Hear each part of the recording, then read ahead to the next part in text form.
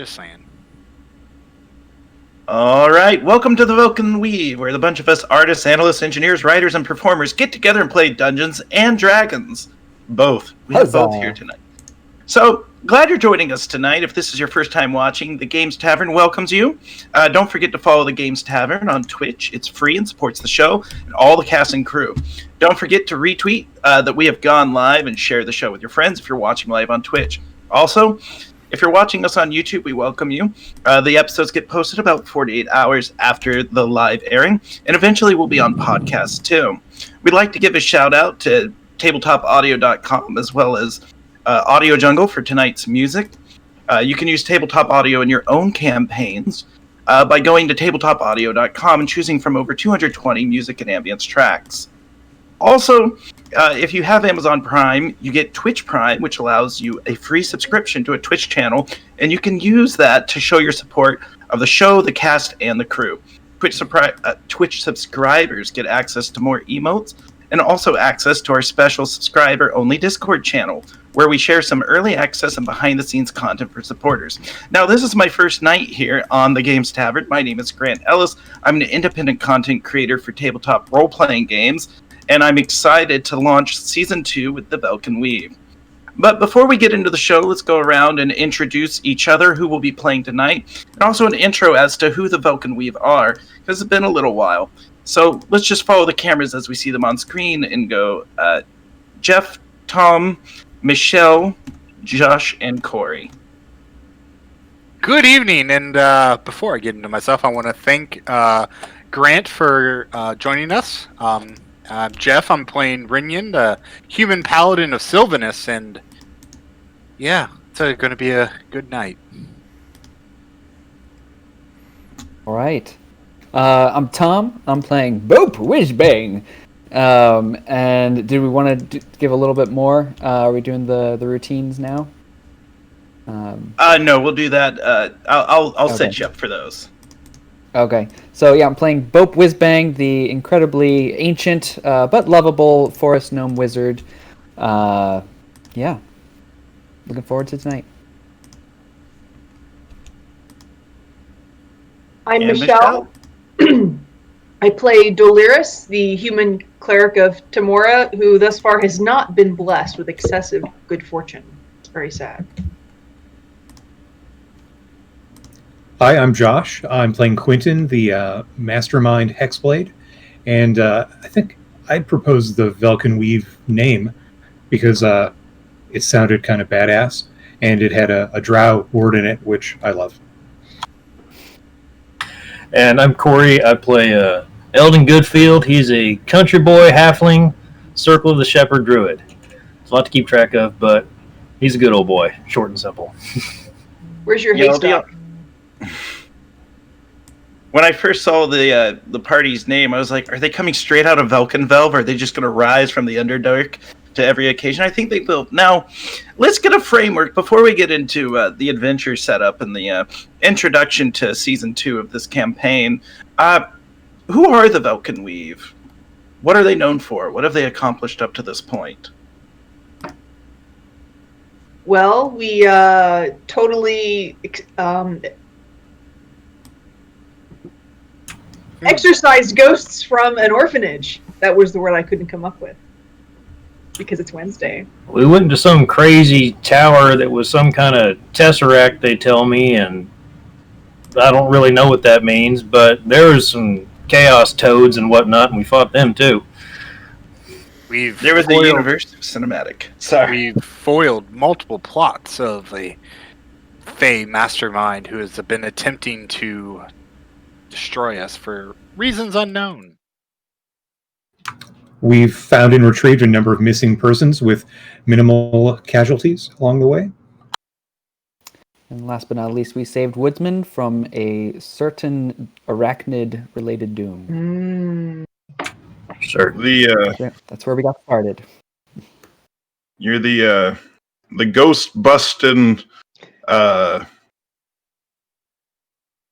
woodsman saving, fey mysterious, confusing, rootin' tootin' Heroes. So the Velkyn Weave are coming off a hiatus. Recently, they met and they decided that they were going to undertake a task, and I'm going to give that summary to you, the audience, tonight. En route to the Wandering Tower of the Archmage Dionysia, the Velkyn Weave made rest in the Calling Horns Inn, having traveled north from Beliard along Jundar's Pass. So they're in the Forgotten Realms, they're in the Sword Coast, and they're currently in the southern region of the Savage Frontier, for those of you following along at home. In their tow is the great and dreaded, ornate mage-locked chest, sent forth by one Blanche Lafayette, apprentice to the Archmage herself. The path has been clear thus far, but a storm blowing north from Noanar's hold and the high forest has led the group to take hold for the evening. All has been well. And now I'd like to give the party a chance to earn some inspiration. So they're at the Calling Horns, and the Calling Horns is a small inn. It's just off the road. Very small settlement, but it's grown in recent years to a smallish village, but it's rising in prominence. A noble known as Tamlin Zor runs the inn, and it's a popular spot if you're heading up north into the Evermoors, where the Archmage Dionysia supposedly is. But I'd like to start adventures and campaigns with a chance for the characters to earn inspiration, for us to learn a little bit more about the characters' personalities. So we're going to go around, and we're going to go reverse order from we introduced ourselves. I'd like to hear a little bit about your character's nightly routine.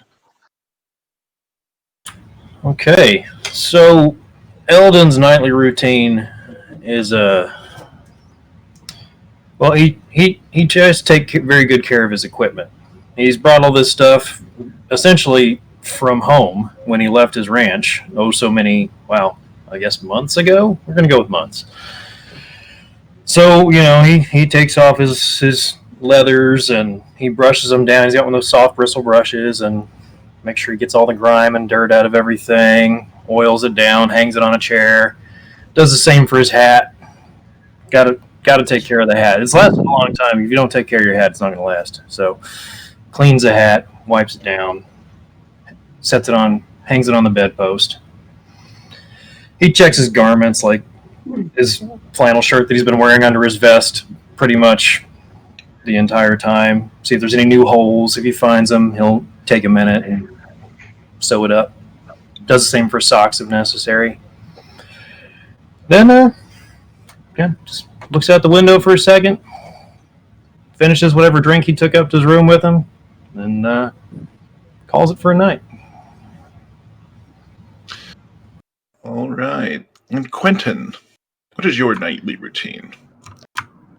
So Quentin is always kind of thinking and scheming in his mind, and at the end of the night, he likes to put those thoughts down onto paper and kind of make notes on the people that he's interacted with during the day, like any unusual faces or accents, and then he'll stand in front of a mirror and disguise self as the different people he's met and practice their voice and decide whether it's somebody he wants to add into his repertoire of faces that he's stealing for a while. And then if he's got any extra time, he'll write out some notes for the 3 main identities that he keeps up in case he needs to be up to date on them. Delirious. So Delirious starts every evening, as she really should, in prayer with her deity, reviewing what she may need to cast the next day, giving thanks for Timora's scant few blessings, etc., etc. And then Delirious spends time going through her satchel, making sure all of her items are still where they're supposed to be and that nothing has been taken during the day. Tonight, though, her fingers skip over a cold ceramic cylinder, and touching it causes her to freeze. And she looks down at the object in her hand, and she shoves it a little deeper into her satchel.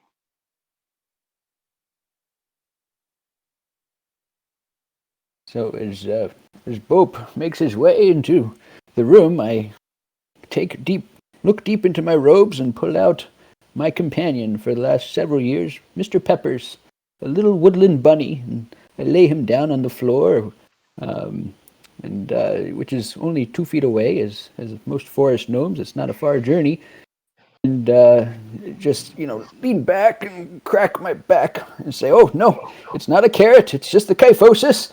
And then I lay down on the floor next to him and pull out my spell book, and just absent-mindedly feed him carrots and take a bite myself and scratch behind his ears as I look over the latest spell I've been working on, trying to think of how to explain this. How to explain this to my companions? How will they understand? I'm not sure. We'll see. Mr. Peppers kind of looks back at you as you ponder, just kind of with his mouth. For those of you listening that can't see, I'm doing a little bunny face with my mouth, just kind of. It's the best I can do. There. Scoop. Suppose that leaves me. Leaves you. So, as most would know, Renyon, I spend most of my time prepping in the mornings, always first up. But there is some that goes into his nightly routine as well. Wearing heavy armor, it takes some time to doff that armor, under which is several nice clothing that he had made during his time in Neverwinter, including his Solomon's Needle pants and his Solomon Needle cloak, in which he removes, stripping down to his small clothes and stacking neatly next to his hanging to his armor, which is placed with pride, reverently. His weapon, waiting its morning oiling, is simply placed in its scabbard next to the bed. And for the most part, very little else is done. His mind is towards the future, and he's usually the first to bed out of the group. With that, all of our players earn a point of inspiration, which you can use at any point during this or future sessions. Really appreciate you being willing to engage in sort of a little bit of the meta of your characters as they begin this leg of their campaign. Now, after everyone settles in the party, there is a bump in the night. More like a loud crash. The tearing of wood and the ripping of metal. It's coming from outside the inn in the direction of the stables where the horses are kept.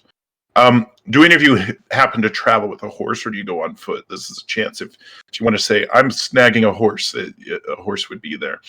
If not, you do know that it's from that direction.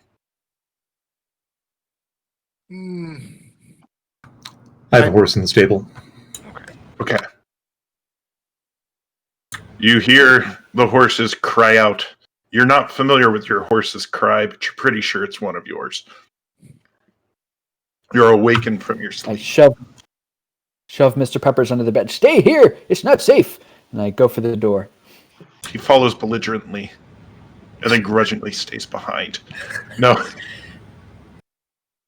All right, so you're headed to the door. Currently, all bedrooms are on the second story, and I would assume that half of you will say Delirious, Eldon, and we'll favor the players and not round down for once in Dungeons and Dragons. And Rinian, you can also look out the window if you'd like. Yeah, I think Eldon throws the shutter open on the window to look out as quickly as he can, and probably grabs for his goggles because he can't see very well in the dark, so he's got those goggles. I'd say as you're dropping the goggles, the light of the moon went across a green-fleshed giant body, and as the goggles come over, you can see the clear silhouette of the form as the world turns to black and white on you, but with high contrast and astute resolution, your eyes focus on two massive figures trying to tear their way into the stables. They're about the size of a house in height. Rinian, not being one for thinking and more for one of action, has already grabbed his sword, shield, and rings, and is scrambling out his armor left behind. So it'll take much too long. Eldon, Where's the chest right now? So we can either dice it, or you can tell me which of you kept the chest in your room. I probably would have voted to leave it with Eldon, because Eldon is the most trustworthy and capable in that intersection. I mean, the chest could go into the rope, right? Yeah, I can keep it in there. Oh, right, yes. That's right. We'll assume it's tuck it there. away. Because chests don't need to breathe. Exactly. You put it where it was most safe and easiest to carry. Mm-hmm. Works for me. For those right. not in the know, so it is in a chest or in a rope that has a small little dimensional pocket for storing sheep. Best hair we ever spent. Goats? Goats, sheep. They're all the same. No, they're not. At this point, Eldon, you see Rinian charging out. You see him charging out the inn.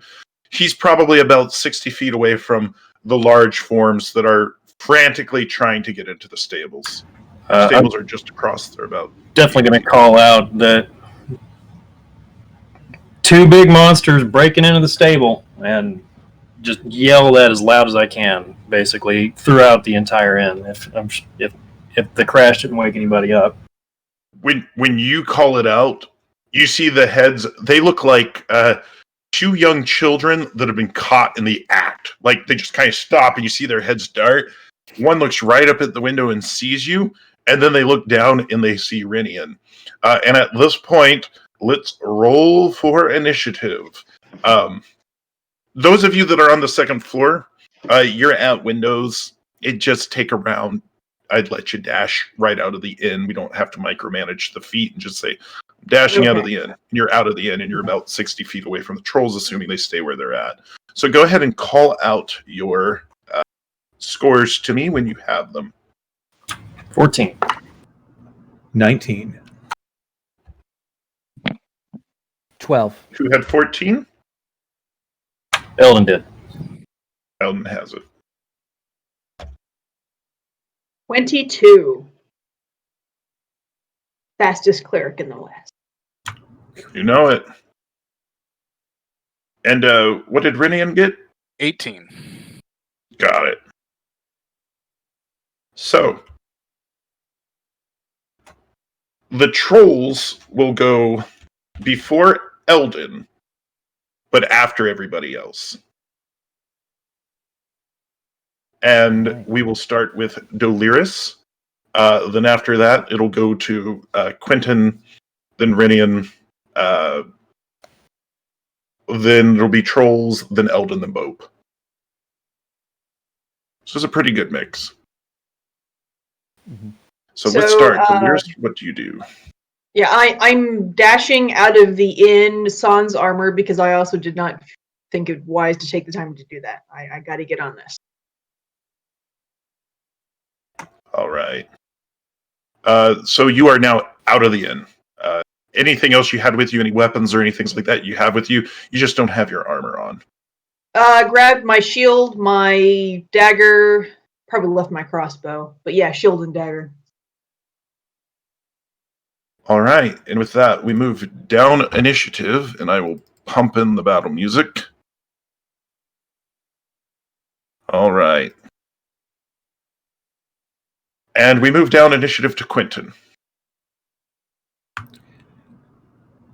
From the ground floor, I unleash a hex at the closest one. All right. So more of an eldritch blast. One on each. Okay. So a hex is fired. And let's double check. So you're going to do an additional 1d6, and then go ahead and attack with the Eldritch Blast. I'm going to tell you the armor class is 15.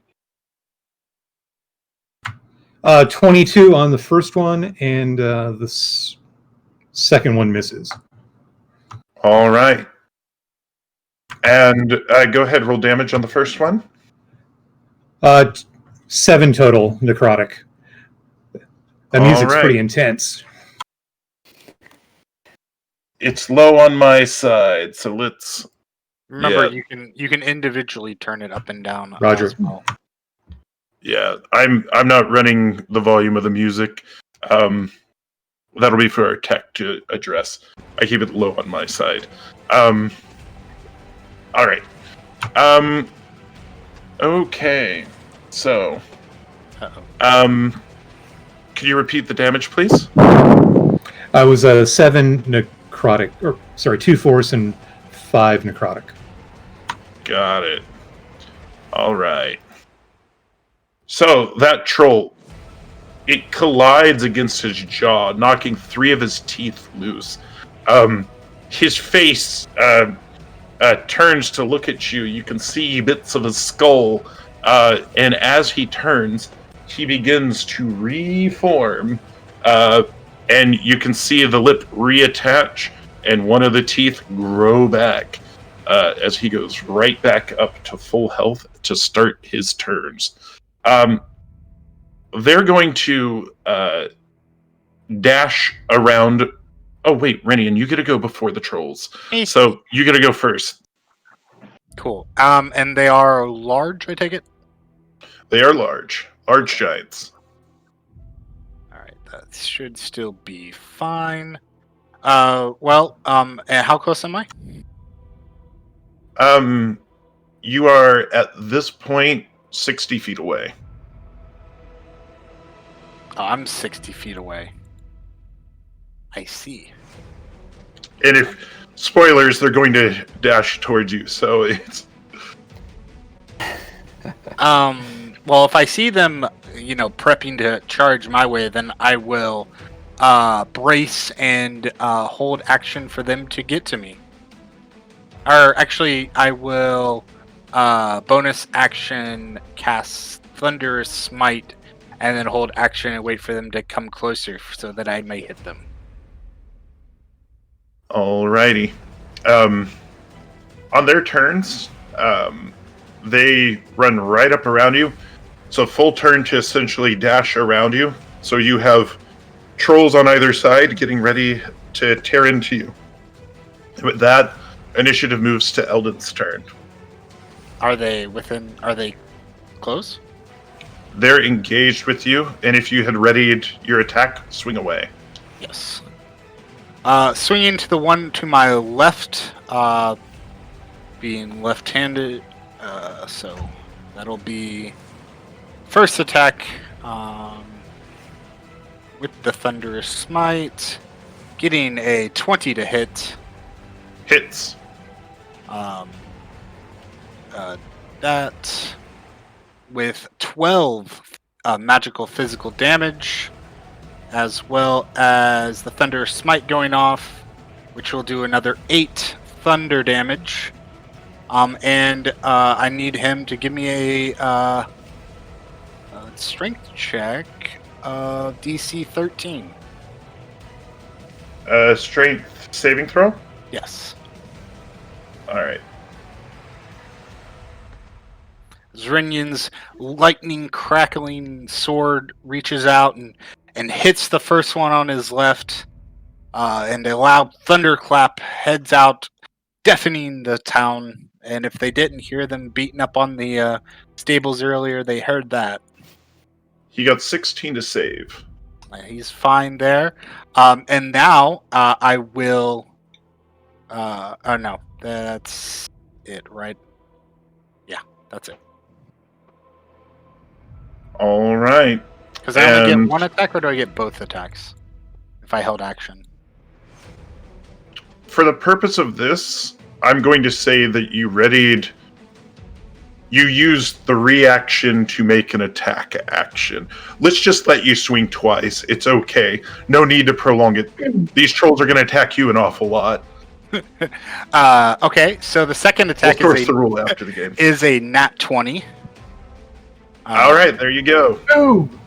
Right. So that means that we're going to do first the physical damage, which is a nice 13 magical physical damage, magical slashing damage. And then, of course, when a paladin crits, what happens? You smite. He smites. So we are going to do a level 2 smite. So that'll be... Where are you? Why are you not showing up? There you are. So I will need to do... for some reason, D20 does not actually have smite as a clickable button. Really should. I know, Roll right? those beautiful dice. He's going to need all your D8s. Let's see, 19 plus... second roll is a great one, too. That's 37 radiant smite damage. Nice. Wow. In a thick green stabby, like basically what Renyan's divine magic looks like is green from his patron. So the green envelops his sword as it goes in for the second swing because he swung up on the first, and then this is the back swing, catching the foul creature directly in the chest. Yes. Beautiful, beautiful. Just tears in. There is, it looks like a collection of fireworks explode on the troll's chest. His organs try to hold themselves together, and his bones shake at the divine force. I know. It's grisly. That's what happens when you stab someone with a sword. And with that, I believe you're on deck, Eldon. All right. Yes, I am. Now, I'm going to, from the window, they're even closer now because I ran up to Renyan, so I'm just going to extend my hand out for one and summon my Hawk Spirit Totem. Just, you see him, like, appear and launch off of my forearm like he was sitting there the entire time.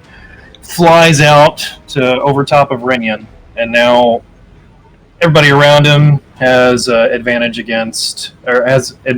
on perception checks, and then I can use my reaction to grant advantage to others' attack rolls that are within the radius of the totem. Okay, and then I'm actually going to cast Conjure Animals and extend my staff out, and you're going to see this giant snake, and it gets larger the further away it gets, launch itself out of the end of my staff as I summon one giant constrictor snake. Nice. That lands out basically next to the other troll that Renyan didn't just smite. Probably terrifying. All right. And I'll roll initiative for that snake. Oh, that's a... Well, let the snake go on your initiative just for simplicity. Okay, fair enough. All right, so he is summoned out there in the field. Kind of looks around, waking up from a nap in the middle of the night, and kind of conjured. Trolls. Sick him. F them. No. Down with you, trolls. Starts wrapping or coiling around the legs. It's going to end up being a whole Empire Strikes Back thing where, Snow Speeder goes around the trolls as they walk and they trip and fall. Yeah, Never mind. that's all right. So giant constrictor snake is a huge animal. It's a huge beast. Yeah. And I want him to constrict the other troll to grab it. All right. You can most certainly try. That's a whiff on my attack roll, though, so that's an 11. Not going to be enough this time, but perhaps in the future, the snake will constrict the troll. And is there anything else that is going to occur on your turn? Action, bonus action. No, I think I'm going to stay up here in the window. I've got good control from up here. All right, Bope. Show us what you got. Hey, I run up to the window, if it was my window or another room's window, I forget at this point, but peek over the side, see the trolls. Oh boy! And grab for that bat guano out of one of my pockets, and then I see Renyon. I go, and then I take out the guano anyway, and then I see the snake, and I'm like, ah, shit, and I put the shit back in my pocket and cast 3 scorching rays. We'll do the first 2 at the one Renyon was pounding on, and the third one on the other. All right, So, give me 3 attack rolls. First 2. Okay, that is a 14 and a 14 on the first 2. Not going to hit. Oh. Poor Pope. He just wants to cast Fireball. Just He really does. And okay, 17. Come on, 17 anybody? hits. Bueller. All right, so that's gonna be 2d6 damage. Huzzah! Pretty good. That's 8 points of fire damage. Oh, very nice. Beautiful. And with that, we go back to the top of initiative, and I believe, as we double check my notes, it is Doliris' turn. You are now out in front. Well, first of all, everyone heard a shrieking scream as this giant fucking snake appeared from absolutely nowhere. Yeah. I'm really regretting. It's Final Fantasy summon. Yeah, I'm really regretting leaving my crossbow up above. But I will roll back to the tried and true. The Rage of Tamora burns you. That would be Sacred Flame. I need a dex save from the Smote Troll, please. All right. Trolls are fairly dexterous, but I don't think he's going to make it. Let's Looking for see what 15. happens. 17. All right. Well, I got another one to try. All right. Is there anything else that occurs on your turn? No, that was it. Just the scream and the rage. All right. And with that, we move to Quentin's turn. I move a few steps forward and I look up to where Eldon is and ask, "Can I have the Falcon's Grace?" Asking for the advantage. yeah. Okay, and then I will move up and close distance with the nearest troll and try to strike him via booming blade with my dragon tooth dagger. Give it a shot. I roll a 19 to hit. 19 hits. Thunderous crack of 24 damage, a combination of magical piercing, thunder, and some poison damage. All and right. some sneak attack. Yeah. And did you give me the damage And then total? Oh, 24, sorry. Got it, yeah. And then I will disengage so they don't hit me and move back to roughly where I started. All right. 20 feet away. Yes, and salute Eldon. Eldon, I just want you to know that moseying is a free action. Oh, there'll be plenty of that. Time comes. Rinian, you're up. Face to face with 2 trolls. Not wanting, knowing taking 1 out is better than having 2 up. Rinian continues his assault into the first one that he had already heavily damaged earlier. Again,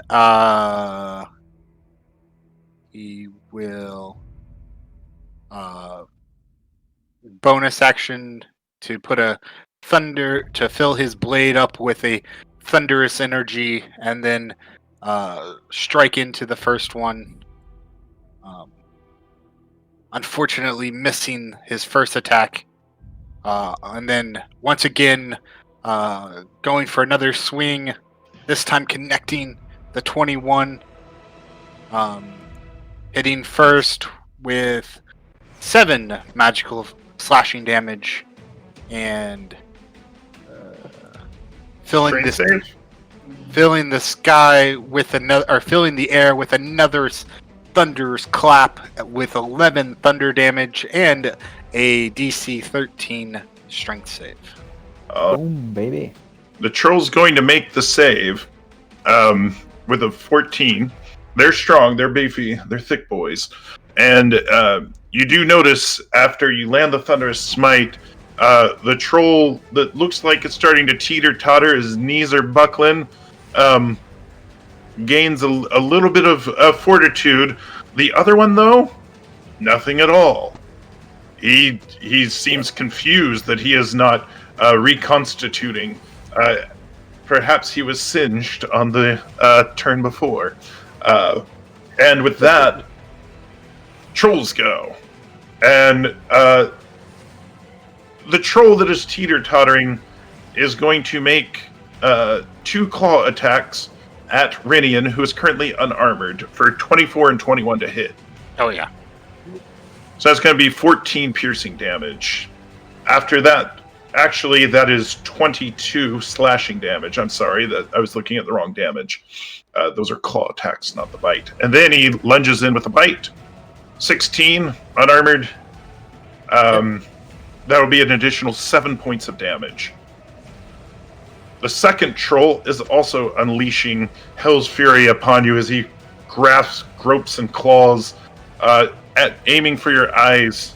19 and an 8, so one will hit and one will miss. Yep. And then that one also, you notice when they're biting, it's almost like they're not trying to, it's not defense, and it's not like attack. It's not like military, this is what I do, I'm trained to bite you.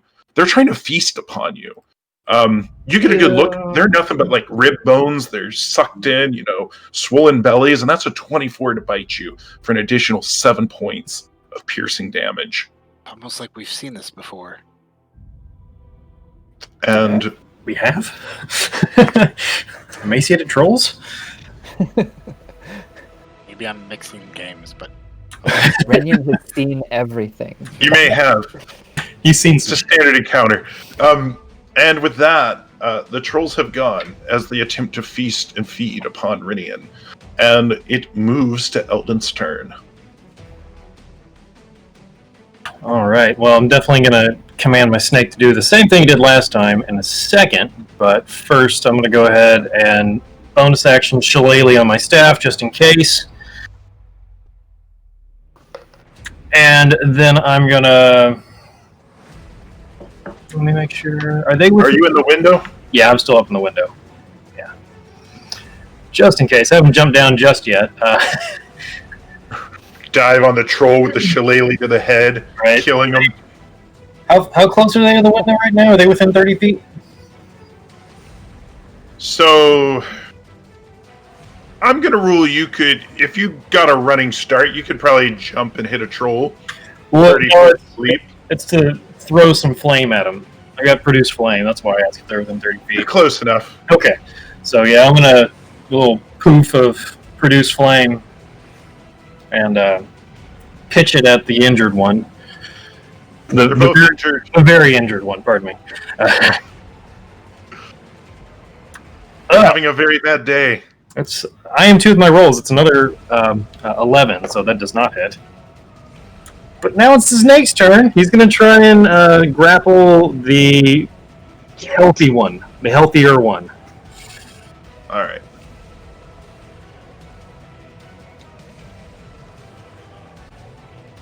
Grapples opposed athletics. Well, I'm sorry, it's his constrict attack. Okay. It is a 15 to hit. 15 hits. Meets beats. Okay. So now it is automatically grappled and restrained. Yeah. I love the giant Sounds like- constrictor snake. I heard getting killed by a constrictor snake is kind of peaceful. And it also does 16 points of bludgeoning damage from the squeeze. Ow! My body, he The shouts. MVP. All right. And with that, Bope, you're up. Okay. Question about Fireball. Can you pick a point in the air? You can pick a point, any point you can see. Oh no. Okay. And if you're on grid, you can pick points I between aim it? squares. Oh, Just hit him with fancy. it. Yeah. You can, Bope looks but so. stings your eyes. Can you really make it out? You're old and feeble. No, I'm just kidding. You can get a point. and I'd hit love him to with make a roll for it. He has to get his bifocals. Bope is The so stables! disappointed with No. the last fire. He tries to aim for a point that will definitely hit the tops of the trolls, and if it hits Renyon, hits Renyon, but the back one comes out and says, They "All both right, got let's 4s give it for a their shot." saves, so He throws it on the ground and stamps on it. As he stamps on it, there's a giant detonation in the open area, and they need to make a dex save as I roll many dice. And I think Yeah, their stand I one got a has 4 for each. disadvantage. My, That's what you were saying. my snake Got got a 22 on his dex save, so it's only going to take half damage. Snakes are fairly All right. dexterous, I suppose. I rolled if a it's a 20. That helps. penalty, yeah, I guess. 15. The snake's bigger than the troll. Yeah, it's all around him. Yeah, it's It's a longer than a troll, not necessarily thicker. He could be coiled on the ground. true, but it's definitely You see Renyon. Yeah. You see Renyon hearing the telltale signs and turtles under his shield as the blast goes 29. over him. Yeah, you're short enough. He has fireball senses. Well, I've also got shield mastery, so I can use my reaction for a one-time evasion around. Effectively. Very nice. So what's the Bope damage? peers over to see. 29 points of fire damage. He yes. hopes to see All some right. frying trolls. You do. It's like Kiss's farewell tour is just the god of thunder and rock and roll. Bope fires from the god of fire and rock and roll. In this situation, one of the trolls falls as a withering husk of a creature. The second troll looks like he's having the worst day at the barbecue because he's what's for dinner, and just his hair goes aflame, his skin, blisters, boils, and does not come back together. And we go back to the top of initiative, but one still stands. Turn. because the snake is holding him up. So Delirious, you're on deck. Delirious, here's I hear the call of being needed in the form of Renyon's probable sound of pain. So I run up behind him and I smack his back. He does look somewhat worse for wear. Several bloody gashes upon him from the troll's mighty claws and rotting teeth. Timur grants you the strength to carry on the fight. And that's cure wounds at level 3. Level 3, I said. Solid. Level 3. There it goes. Take 19 healing. Points of healing damage. Right. Were you trying to lay hands on yourself? Is that what you were hoping would happen? No, I prefer not to. You get some Popeye spinach right there. Anything else for Delirious' turn? I don't think I can back up.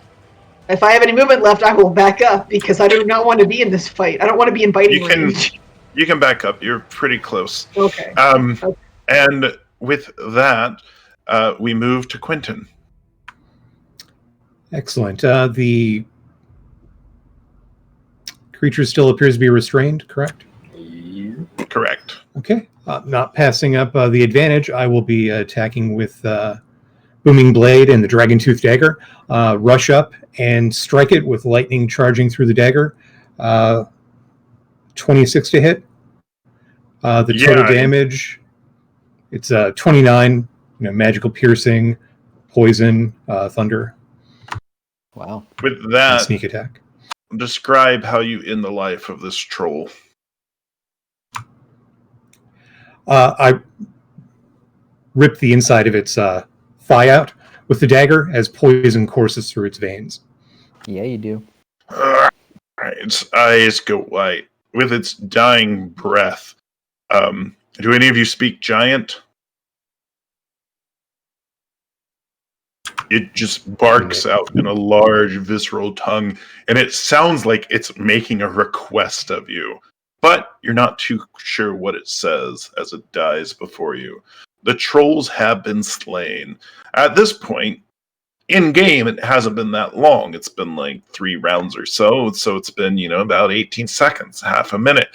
There was alarms sounded, and people come out. You see 2 people in navy blue robes with lanterns coming out. They have swords drawn. Tamerlane, the owner of the inn, comes out. She's got a sword blade flashing brightly, and they're running. And then you see another group bringing buckets of oil to just dump on the trolls' corpses, and they've got torches. They're like, "Burn them, trolls!" Tamlin's checking out the party, trying to assess you to see if any of you are worse for wear. The snake's with me. It's all right. He's probably going to eat that one. Slithers around. And she goes, "What's his name?" I don't know. I never asked him. What is your name? He responds, Oh, "Theodorus." it's Theodorus. Waterdeep Zoo, class of 77. All right. I hope to never go back, he says. And yeah, so with that, Theodorus the snake begins devouring, the remains of one, kind of chowing down on the ashes of the burned one, not eating the poisoned one. He doesn't want to deal with that.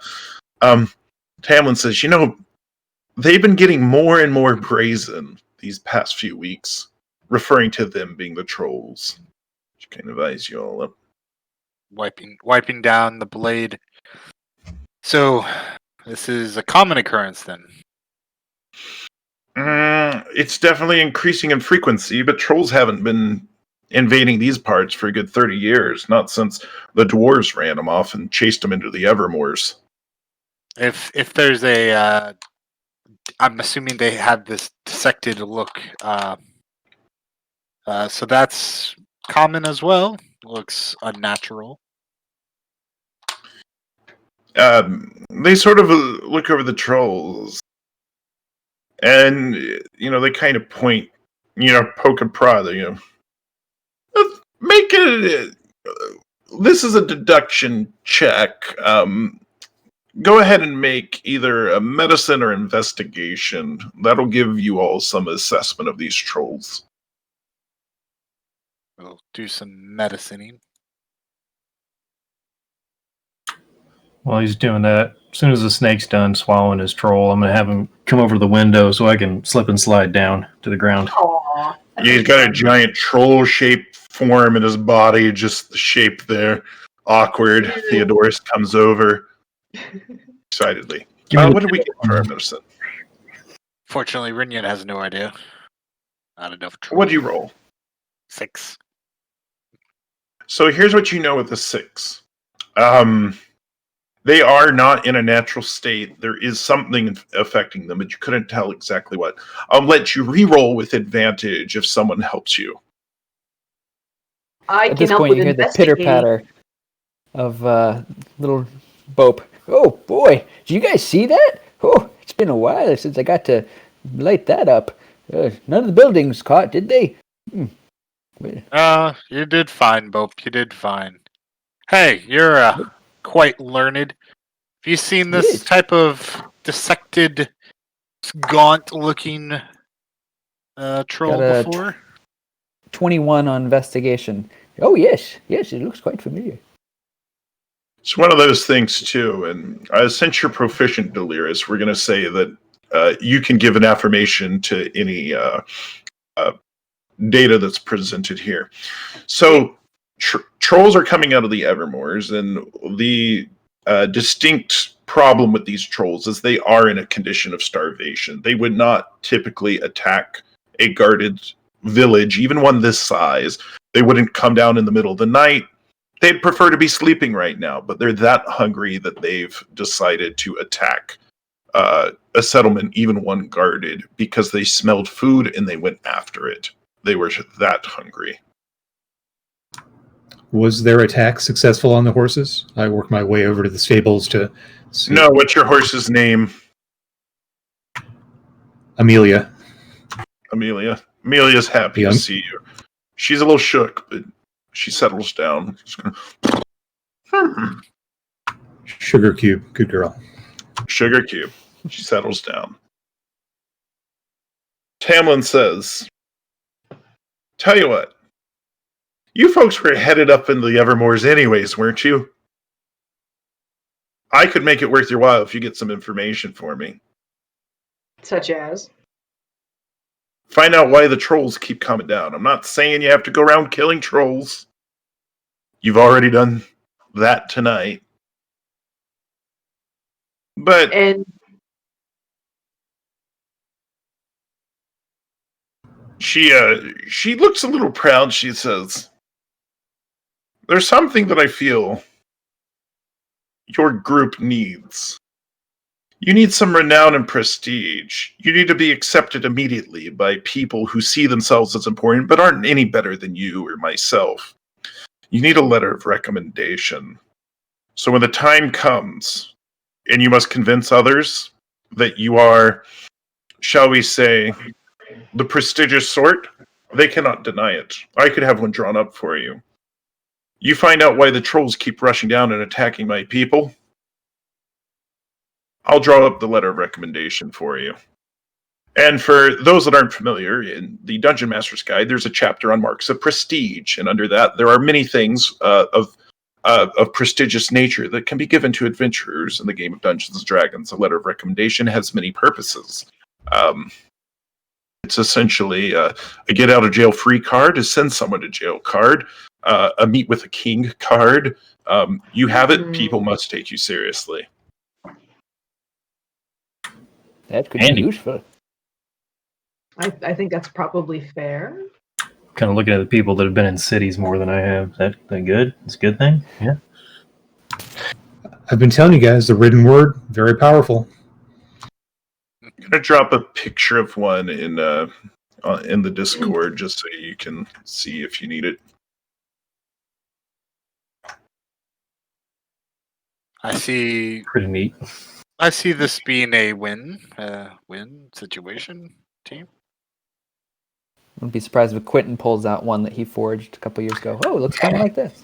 Well, when you're a trio, handwriting matches. Even has her signature on it. I tried to get the council and Trail to give us one, but that's why they kicked me out. I was pushing a little too hard. You should Yeah, ask the for one an for- example of what she's going to provide. Yeah, I've sent you a picture of how one looks, but yeah, you may have seen it before. And she'll have one drawn up for you. You're already headed to the Evermoors with the chest, searching for Dionysia, but this is an added incentive. Yes, we do not know quite where the tower be, so we shall be traveling for who knows how long, so we may yet come across this information. It's a moving target. It is. Have you picked out a guide? I was just going to ask if there were any hunters or people who travel into the Evermoors frequently.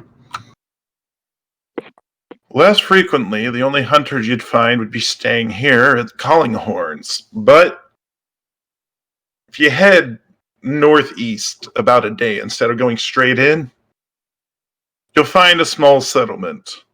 There'll be a shield. She uses air quotes, which is very common in Faerun. There'll be a shield. Might look like a wagon wheel. Please call it a shield. Give it a spin and a good thump, and you'll find some guides. Tell them Tamlin sent you. They'll treat you right. Reasonable rates? You see her kind of ponder the idea of rates, she goes, they're more on the barter system, and they tend to think with their stomachs. Mm-hmm. They're Okay. not Fae, are they? Okay. All right. It's hard country. They're just hungry. When you say Fae, she goes, nothing of the sort. Okay. Had a fill of Fae recently. I want to swing by the stables, and if there's any old nags there, buy a companion for Amelia.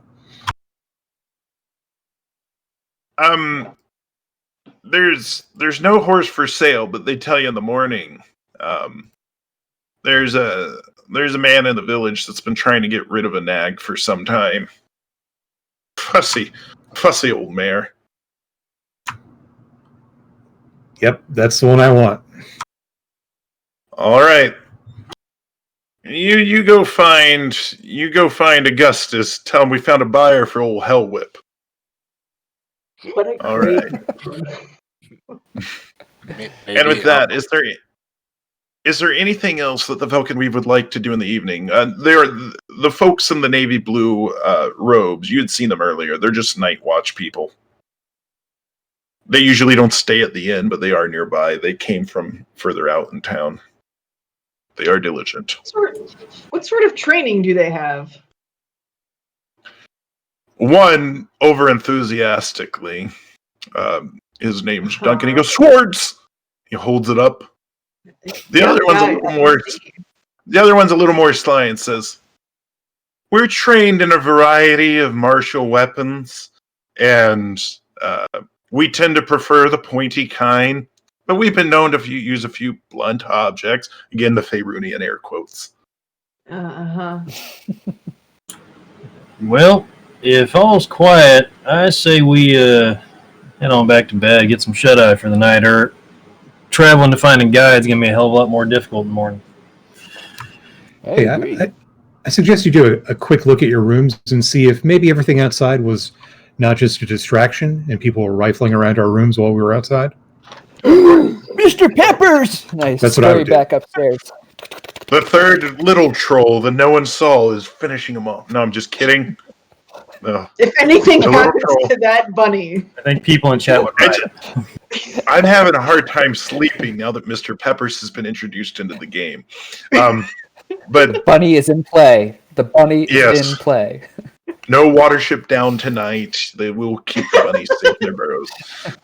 And so with that, the rooms are fine. There was no distraction. No one messed with your things. However, for those of you that do sleep, the next morning there is a rumbling in the village. They're referring to the heroes of the Calling Horns.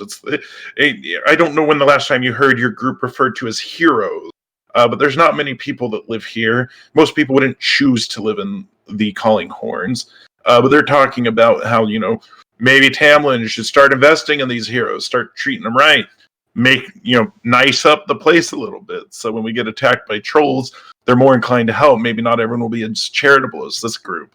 They're viewing you all as gallant and charitable. Wait till they get to know you. Good thing I didn't burn down their stables. Whew, that was close. There would be tears. Yeah. It was a near. Mama Moses, what's wrong? My stables. My late husband Hector built those. We painted them together. So, no, you didn't disappoint Mama Moses. So, with that, in the morning, are you seeking out Augustus to purchase Hell Whip? Indeed, I am. Have All Corin right. will travel. All right, so Augustus, he's built like a barrel, except he's dwarf height, because that's what he is. He's got a brilliant red beard that he has styled almost like a professional beardsman. It's coming out almost like an octopus. Real curly mustache. His hair is just majestically back. We're talking Jay Leno in his prime, just a big old plume. And he dresses a little flashier than other people in town. He's like, "You're the one to hear about the horse." Just says it like that. I came about the horse, but now I'm seeing this mustache, and I must say I've traveled extensively in the north, and never have I seen such an exquisite example of dwarven mustachery. See, But a yes, I'm here by force. tear almost forms in his eye as he looks at you. He goes, "I tell you, good sir, it is but the second best mustache in all of dwarfdom." He kind of chokes it back. He goes, "Now there's a story there, but I'll save it for another time."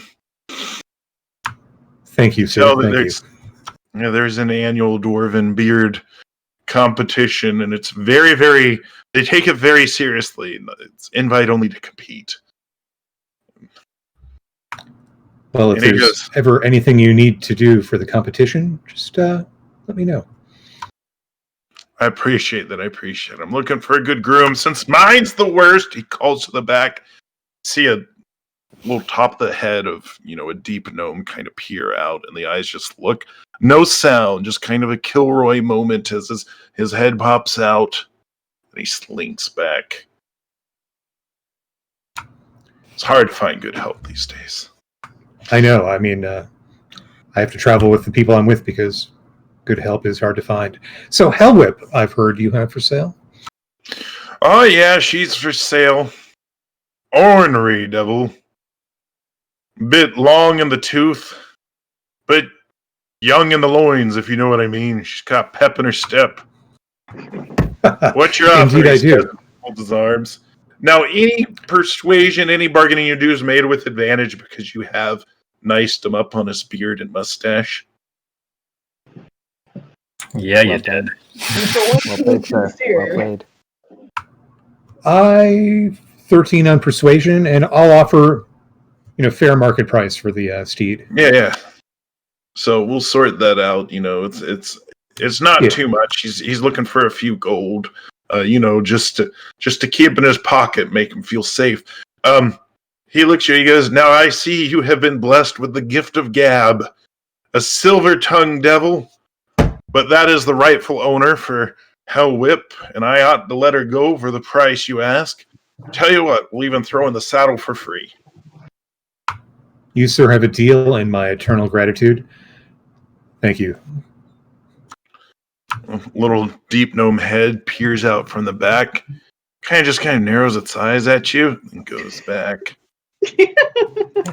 I'm So so gonna go more. So Hellwhip is it's a horse. It's a horse like the others. She is a bit ornery, but she is. Where you find her a little different is she does not seem to tire as quick as the other horses. She's stubborn. Okay. Well, my business is concluded. Thank you. All right. Is there anything else that the party wants to do here in the Calling Horns before setting out? Besides a good breakfast, that's all the business we have to conclude here. I restock my supply of carrots for Mr. Peppers, and I get a few extra to share with the new mayor. So the breakfast is what we call a good breakfast. If there's one thing they do well in the Calling Horns, they make sure everyone eats well in the morning. It's the most important meal of the day. Man says he's got gray hair, his apron's covered in the various ingredients he's used, and he does sort of a standard oatmeal. He has an assortment of fruit. You wouldn't expect to get such exquisite food from out this far out. He goes, "I order special, and you know what? If you know how to tend the earth, it grows right." "You look like someone who knows what I'm talking about," he says to Eldon. Know exactly what you're talking about. And for those searching for the vegan option, he has these really nice bean burritos. In fact, the tortillas he presses himself. He's like, this is a little something that I learned down in Baldur's Gate. They like them spicy down there. But I put the spice on the side. You add what you like. You have a talent, sir. Thank you. Take pride in my work. That's the way we do things here in the Calling Horns. You have a talent yourself. You didn't burn down Mama Moses' stables. I know. Despite his best efforts. Good eye. Yeah, the Saw the glaucoma boom. hasn't gained me yet. And be careful those big flames, but you know what? Be less careful around trolls, he says. They got into my garden. That's right. That is a true sin. When They was didn't this? even finish the... It was about 2 weeks ago. They came down, they got into the garden, and they tried to use my turnips to bludgeon the cows off yonder to pass. They're not going to eat the greens. That's just wasteful. Why didn't they just carry off the cows? They're big enough. Cruel. Well, they fight a lot more if they're still alive when you try and haul them off. Well, see, that was my suspicion. These trolls, they don't look like they want to deal with. They don't want to share with the others of their kind, and something strange was about him. He says, and he kind of leans in and he gnaws on a carrot. Mr. Peppers kind of looks up at him anxiously, and he tilts the carrot down so Mr. Peppers can start eating, and they share breakfast. And he goes. One of the trolls had a most peculiar item of jewelry. I kept it when the guards cut it from his foot. You want to see it? Yes, I do. That sounds fascinating. I've never heard a troll that wears jewelry of any kind. Takes you back into the kitchen. It's a disaster! Breakfast was beautiful, everything plated perfectly, but this artist, while he takes pride in his deliverables, has no love of the process. And he points above the stove. There is a massive circular object. It is very clearly a chain. It is very clearly someone had shackled the trolls. Like manacles and all? Manacles and all. In fact, it was dark the night before, but, as the bodies were disposed of, the others that came down had also been manacled. Kind of glad I chose the vegetarian option. I suddenly feel kind of bad that they died so badly. It was quickly, at least. I mean, less than 30 seconds, and they were done for. Yeah. I'm sure burning to death is not a bad way to go. I'm not sure that's correct. Really, Bope? I don't track with that, Bope. Well, don't knock it till you try it. It is still interesting, though, that a creature shackled in hunger still sought out a city in which to feed instead of finding food elsewhere. Perhaps it was closer than what was led to believe. There should be plenty to feast on in the Evermoors. It's a swamp. Yes. He goes full, Bubba Gum Shrimp Company, naming all the different dishes that he could make with the fish caught in the swamp. And he's just like, why, there's a great many things you could do.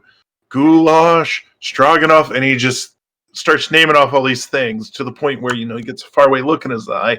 We kind of fade to the end of the day where you've already packed up to leave, unless there's anything else you want to do in town. And it is strange that they would attack a settlement. Those things to say. Unless they were being kept in the settlement. It's just so strange. You'd think there'd be plenty of things to eat out of the swamp for a troll to take care of. Tamlin says, she says, no, we don't keep trolls here. In fact, we'd open any place nearby. I don't think there's any, troll scientists. Although that would be frightening. I'm sure that whoever was keeping it perhaps does not want you to be aware of it. We'll perform a full search, but we'll have to drop the warrants because we don't want to invade anyone's privacy, but we'll put the night watch on extra diligence. And we appreciate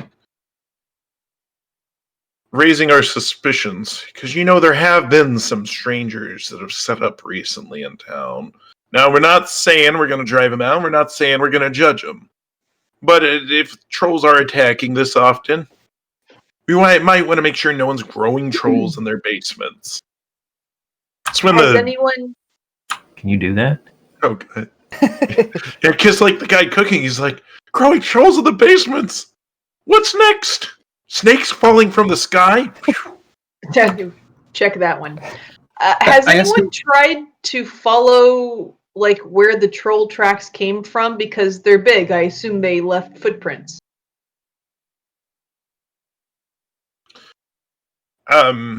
No one has hunted after them because there haven't been many hunters in the region, let alone troll hunters, which is why she's offering you, a bounty. She's willing, more than gold. A letter of recommendation has much value. And it can only be given to those that have an impeccable reputation and come from one that does. However, she says, if you follow their footprints, you'll probably learn where they're coming down from. Our guess is the Evermoors.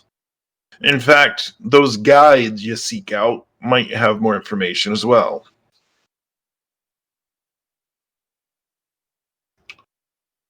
Guides first and then troll tracks? Yeah, sounds like a great idea, Delirious. And nobody speaks giant, right? Because they said something when they were dying. I phonetically kind of remembered. I'm pretty good with voices, but I don't know what it means. You could say it. There might be someone in here that knows it. Yeah, stand up and say what I'm doing, and gobbler go, go, go, go. All right. You know, the dwarf with the magnificent mustache had kind of, he was trying to tell people. He's like, and they said he in fact groups you all together. He's like, and they said I had an amazing mustache. So there, the townsfolk are giving him a hard time because he's always just trying to, push off his old horses. He's like, I sold Hell Whip. I'm the best salesman here in the Calling Horns. He hears you say that, and he's like, you're already free. I'm sorry? Say what? That's what the trolls were saying as they were dying. You just said, free us. In giant. There's a weird accent there. Who'd you study under? Dying trolls. Yes. They're the worst teachers. No go there. You should save your money to go to a better school. No, he doesn't say that. Correspondence course. Yeah, so go ahead. If he was saying that as he died, perhaps death does not free them. Well, he had a slave's chain around his leg. A gesture towards the kitchen. Renyon, you better go knock on some wood. I swear to God, if we see any troll ghosts, I'm going to blame you. Damn it. If we get possessed by troll ghosts. Never again. I've got possession covered. We're good. Well, we're better. That doesn't make me feel better. It still doesn't. Well, let's beat feet up the trail. Let's go find ourselves some guides then. Yeehaw. Let's do it.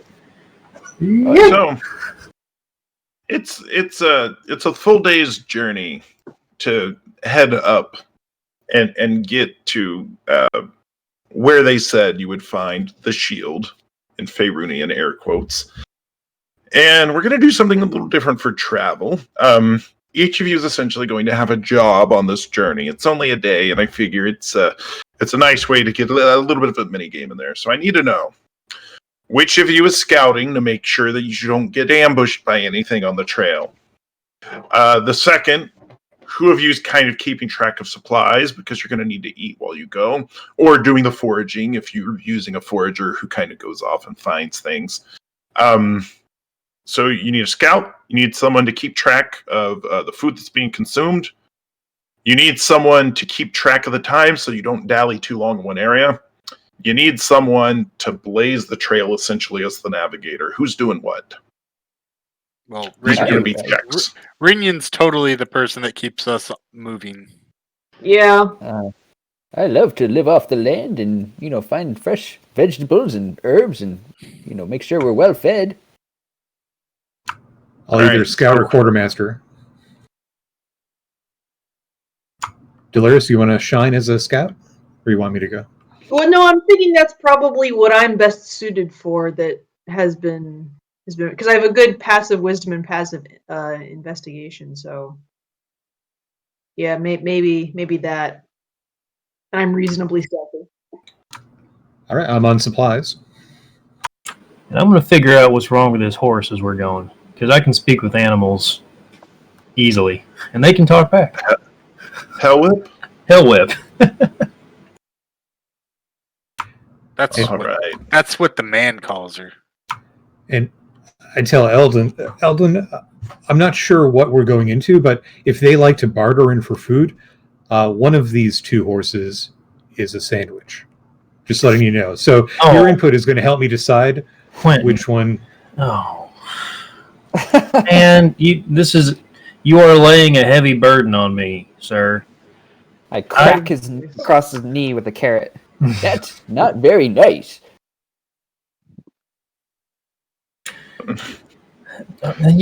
Horses are for eating in emergency situations only. This would not sit right with me, but tell that to the Griffins. It could be a village of Griffins. Eldon, are you talking to Hellwhip? I'm gonna talk to Hellwhip. Yeah. Sorry, I'm making you do this. No.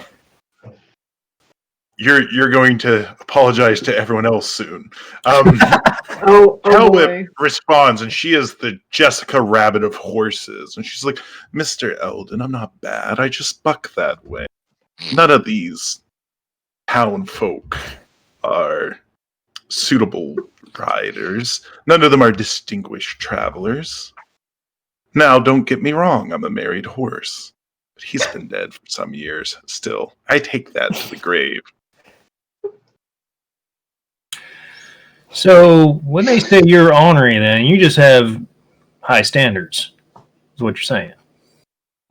I'm a horse of class and taste. Sophistication. Sugar cubes are nice.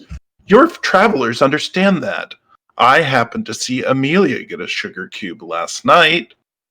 I've never been given sugar cubes by the, obsequious sycophants. She's a horse of high vocabulary as well. Back at the town. Callinghorn sucks. Thanks for getting me out of there. Well, happy to do so. You've never been given a sugar cube before, ever? Well, that's just a crying shame right there. We're going to fix that right now. Quentin, hit me! Quentin says with what? Toss sugar cube. There we go. Well, I'm happy to give you your first. All right, you all can almost hear the echoes of the lounge music in the background. I'm not going to download and play some schmaltzy thing. However, maybe in future episodes when Hellwhip starts talking, we turn on the Twin Peaks dream sequence loud music. So it's that saxophone song, she kind of comes in, parts her lips, and laps up the sugar cube. And, that's her beautiful horse eyes at you, and she goes, Mr. Eldon, this is the beginning of a beautiful friendship. Now, or are you going to saddle me up, or are you going to hand me off to someone else? Oh my! Once you start talking to horses, it gets weird. And it has. Success. Rename her Honey Whip before the end of this. Leather and straps. Note yourself, never ask the DM to talk to the horse again. Well, just wait until she sees that you can transform into No. Stop that. Nope. We're not going down that road. No. I'm saving myself for marriage. She's a married woman, Rainian. Weren't you listening? Actually, I could have been, but you're single, Eldon, right? I mean, I could arrange something. I did not share any of that conversation with them. Besides the fact, she was just happy to get out of Callinghorn. There we go. So, do I want to spend a spell slot? Sure, why not? Oh, after the fact. Sure, okay. Is Eldon blushing and we're all trying to figure out what's going on? No, all of y'all are busy doing your various jobs. Now referred to Yeah. as Chop chop. My Little job is to honey be dip. perceptive. Yeah, way out there in front. We already took all the jobs. This is what he has. Don't take it from him. Quit getting in my business. We're gonna need some rolls. So first off, with- let's get the scout check. So All that'll be right. a perception roll. Great. Perception. Your That would be. passive Oh God. perception is what? It's a 9 because it showed an 18 and then the die went. No, I mean, So- what's your passive perception? Oh, 19. I don't know if that matters to you. Sir. It'll matter in certain circumstances, but for this situation, it's just a roll since we're not going to roll it that many times. It is 19 though. Passive is 19. I took a few. All right. Took a feet. Fair. In this situation, because it's 19 and I hear that in my one good ear, we'll go with the 19. Woohoo! And you know, somewhere someone's gonna be watching the bathroom like, he took the passive. It's 19. You would be on alert. Unless you were distracted, which could happen in the future. Man, why With is that Eldon said- blushing after talking to that horse? Mind your business. Keeping your eyes on the road. So there's no ambushes on you. However, you do know when you're going to be approaching the guide spot. Mm-hmm. There are guides in the area, and you can tell that they have all eyes. You can't see them, but you know they have eyes on that wagon wheel, hoping this is the day someone strikes the shield, so they can come over with all sorts of offers. And who is blazing the trail to make sure that you get oriented to the correct location on the map? It's going to be a nature roll. Was that you, Rennie? Was that? I was just keeping everyone moving, like making sure we didn't stop and slow down. You're the timekeeper. Sounds like you. Yeah. Oh. So Eldon, this Well- is yours. You can pass it off to the tiny little gnome to clear the brush, if that's what you wish. Just make none of these is something I'm gonna be like, you suffer 3 levels of exhaustion. Yeah, these are things that are just gonna kind of set the fiction of the location when you arrive there. Is it gonna be night? Is it gonna be Yeah. morning? If you miss your target, it I just got takes you a little longer to get there. All right, that's an 11. Good enough. So you're able to orient on the map, and you kind of look at it. And you're like, now it's a little different than when I was a kid. Some of the roads have changed, and you're able to get to There the you go. location to strike the shield. A lot and changed our in core- 1,000 years. Yeah. Everyone's Especially back here. And let's go ahead and get our quartermaster check. So that's going to be a survival. That was, Okay, that is a 20. Not bad, considering I'm not trained in survival. But I love an opportunity to do anything with paperwork. Every spoonful has been measured. You have adjusted everyone's meals to their required caloric intake. You calculated their body mass index that morning, and you timed it perfectly. It was all this optimal calorie counting, which surely also exists here in Dungeons and Dragons. And not only that, you knew everyone's dietary needs down to the flavors they liked, and you were like, "Look, we made sure that we have enough of these." Extra carrots for both? Vegan burritos that we got for the road. Yeah, and in fact, since it's a 20, it's one of those things. No one is going hungry, but you're not consuming. You're consuming less than you think you would, so that your rations are better should something go wrong or someone biffs a roll. So I don't like that he knows more about me than I do. How did this happen? had to ask around. Mastermind. And we're going to assume, given all the other factors, that you've kept good pace. But this will sort of be a demeanor check. What I'd like you to do, Rinian, is just give me a good Constitution check. No one's going to be tired or anything, but it's going to be how fit did everyone feel on the journey. So if you arrive, it's kind of set your mood as a party. This will just be Constitution straight. So not a saving throw, but just a Constitution roll. Yes. Only a 9. It wasn't good. It wasn't good land that you were going through. It's one of those things. You had the proper trails, but people haven't been treating the trails very well. You very clearly could see while you were going. There is definitely signs of battles that have occurred here recently. It's very clear that the trolls were involved in these battles. However, based on the indention of the footprints of the combatants they were fighting out this far, they were fighting against armored individuals. So there was definitely some sort of military contingent that has passed through here. And with that, let's go ahead and let's transition to our first break, as you have managed to arrive here at our point of the striking shield to find some guides to make way into the evermoors. So you're going to trek through the evermoors. So there is some language that I'm supposed to read through, but I accidentally closed that, so I'll need to get it reopened. So Tech, why don't you take us to break for the next 10 minutes? Go ahead, stretch your legs. Go ahead and respond. And there's some questions that you can ask us in chat that we can do for that. And let's be back in 5.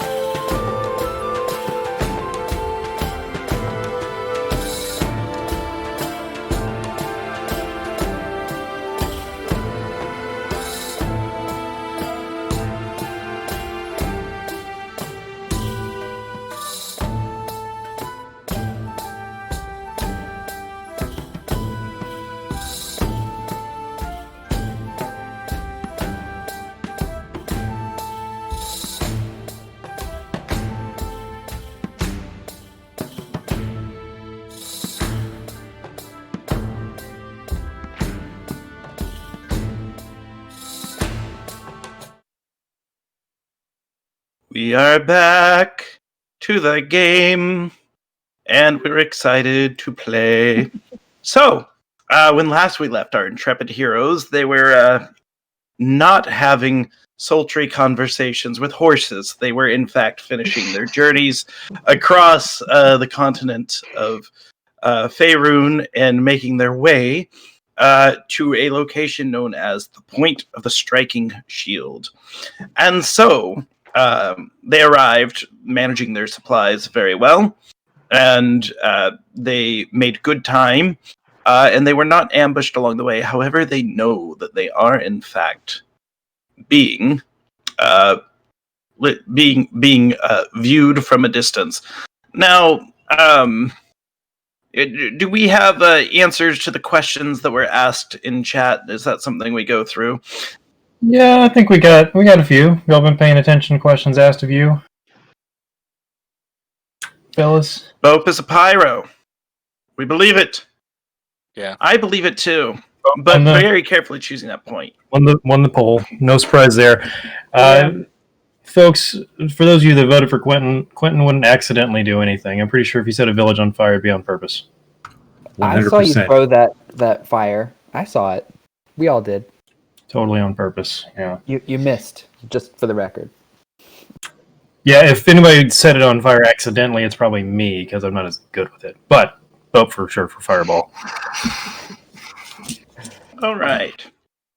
So the party has come upon this point of the striking shield. You see there is a wooden wagon wheel hub. On top of it, there are strips of bone in front of the hub. It kind of spins and dangles. It is strung up by, it looks like, long leather strips and tight homemade rope woven from materials found in the nearby swamp. How do you approach it? What do you do? What did she say? To spin it and knock on it? Give it a spin and then give it a knock. Make sure you call it a shield. Yes. That's what I do remember. believe, Quentin, that this is your bag. And With pleasure. I'll strut on up to it and get the old bone and give it a spin and loudly declare, "This is the finest shield I have ever seen." Clack, clack, clack, clack, clack, clack. You hear a yee-haw coming out from over the hills, and you see, you see one scaled creature. He's got a long snoot, sharp teeth coming out from the sides, and he's fairly large, and he kind of moves with a certain swagger right out of the swamp. The other has a long serpentine neck, and he's strumming a banjo. He's wearing a pair of what looks like to be cut-off shorts. And they are coming out of the hills up to the shield, and they're like, "We got ourselves a customer. By the smell of it, several customers. One smells like a snake lover. That's kind of like you," says the one with the long neck. He's like, "Yeah, that's kind of like me, Deet.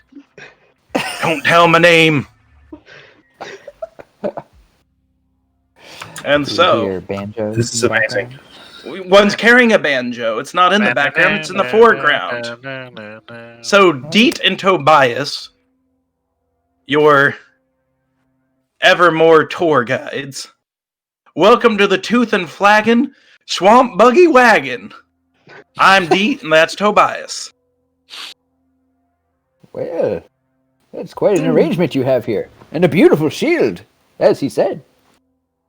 "Thanks, made it myself," he says, and he kind of pulls on his suspenders, which he is now wearing, and gives him a good hearty pluck. He's like, "What brings you out to the swamps? We don't normally see soft skins wanting to go in there." Well, we need to hire a guide. Allow me to introduce us. I'm Quentin, and these are my colleagues in the Velkyn Weave. Pleasure to meet you, fellas. And I'll strut on over and offer my hand out to him. We're looking for a big old wandering tower that we hear is out in the swamp somewhere. He reaches down, clasps your hands, gives you a hearty. It's one of those things too. Like, have you ever shook hands with someone that shakes your hand just a little too hard, almost like they have something to prove? Now, Deet doesn't mean anything by it. He's just corn-fed. That's what they feed him out here in the Evermoors. Tarunian air quotes corn. And he's just kind of like, he's swole. He's a farm lizard folk. Yeah, and Tobias too. Tobias is some manner of Yuan-Ti. However, he doesn't seem malicious, and they travel together, with their swamp buggy river tours, swamp tours, and yeah, they just kind of clasp their hand. They're like, he's a good fella, snazzy dresser, fancy hat, they say. Oh, mighty thanks to you. Yeah, they've got their brim straw hats as well. Except Tobias. He's the long-necked Yuan-Ti. His is a very classy, like, gambler's fedora. Ooh. Kind of out of place, but dirty and worn from the swamp. Probably got it off some dead body he found. It's legit. So, you're looking to go into the swamp? In a pod. Yes, we are. Yeah, we're looking for, what was her name again? Archmage with the walking tower. Walking tower, they say. They go, we seen one of those about a week ago. 10 day. Can't be more than one, right, fellas? Probably not. No. Well, you never know. But probably not. Hopefully not, all in one general location, right? Well, that's the place we're looking for. We can help you find it, but there are some terms. Shall I present the terms now, Deet? Says Tobias. 1 second. My camera unplugged itself. Come on, plug. Stop falling out. I can hear my wife laughing upstairs. That's great. So, Deet goes, if you reckon you feel like it, Tobias, read him the terms. And he kind of slithers his head down low to the ground, and kind of his hindquarters go up, and he starts fumbling through his pockets, and out he pulls a scroll. It's on a stick. There's parchment, and he unfurls, and he's like, "The terms. This is fancy. Find us food 3 times a day, 3 times a day." And you can tell they're not reading what's written on that scroll. They have no idea what it says. But they want to look sophisticated to a couple of, adventurers such as yourself. Mm-hmm. Well, 3 meals a day. Is that it? For how many days? However, For the duration, I would assume. the rest of your lives, no, they laugh. They go, no, till we find your tower. And now you can choose to exit the swamp yourself, but you won't be under our protection. Our protection, says Tobias. And then Deet gives him a dirty look. He's like, that's my line. Starts sniffing the air. Say, one of y'all's got a rabbit. Starts to get a little No. I kind of edge behind Renyan's giant chain. I believe Your we nose have. is mistaken. I believe we have a familiar. Would not be celestial. Puh! It just looks and smells like a rabbit. Nothing of the sort. I don't believe in eating no Asimars or any other kind that comes from the heavens. Paul raised us to be good church-going folk. Good church-going folk. Sworn disciples of Timora, they say, Doliris. I'm sorry. Could you say that again? I don't think my brain believed you. Yeah, they go right back to the beginning of their whole spiel where they're like, hi, welcome to the Swamp Buggy River Tours. And we fade over to where they get by, that's my line, Talking Heads, Muppet style. And they go, sworn disciples of Timora. Ooh. Nudge, I nudge. Very subtly turn my shoulder so that the symbol of Timora glints in the faint green sunlight. Their eye is Twitter like Disney characters, and it smash zooms in, and they're like, a saint! they say and they look and they seem very interested in you. We haven't seen one of y'all's in a good while. When was the last time you met one of my kind? There was a shifty-looking fella that spoke out both sides of his mouth. He said we couldn't done eat him when he couldn't pay, because he was a heavenly emissary from the great wheel and all. Yes, we was done fixing to eat him. Then he said he could save us. He could save us if we just believed in his God. Known cosmology here in Favorite and all the gods they're out there sometimes. So we decided to fix ourselves to be a couple of converts. Yep, we decided that we would adhere to his way, leave things to chance. Luck, if you have it. Hear that, Delirious? Luck, if you have it. Shut up, Eldon. I take a step or two away, and I do like a silent image of Tamora's symbol in fog forming up behind Delirious. I use dancing lights to kind of make it glow and pulse. Tobias's head starts moving frantically, and now they're not speaking in tongues. The closest thing we could describe it as is hoedown music. So they're kind of speaking their backcountry hoedown music, and they start kind of line dancing with themselves when they see it. I'm like, this is a fortuitous day. We'd be considering to waive the charge if you show us a miracle aside from the sacred side of Timora in the fog. She done sent that. And they look at Delirious intently. Well, What do you got? Pick a card, any card. 3 of clubs, come up and dance. I lift my arms like this, tilt my head up, try not to sneer at the totally fake imagery and hullabaloo going on behind me, and then I conjure an image of myself exactly next to me. 2 saints! They're sisters or twins. A sister is a twin. Not if they just look alike, the one says, and like Tobias, and they start getting into this weird disagreement and dissertation, and it stops, and they put the kibosh, and they go, "You've done shown us a miracle. We'll catch our own food. We'll waive our sacred fee. It's not a sacred fee. She's a sacred woman." And they're just like, "Sacred woman," and they're like, "But we do have a favor to ask. Will you teach us the tenets of your faith?" Of course, my children. We haven't been proselytized to in a while, and no offense, we are no children of yours. She meant it in a religical way, says the other one to the other, and they kind of bicker back and forth. I high-five my illusory twin.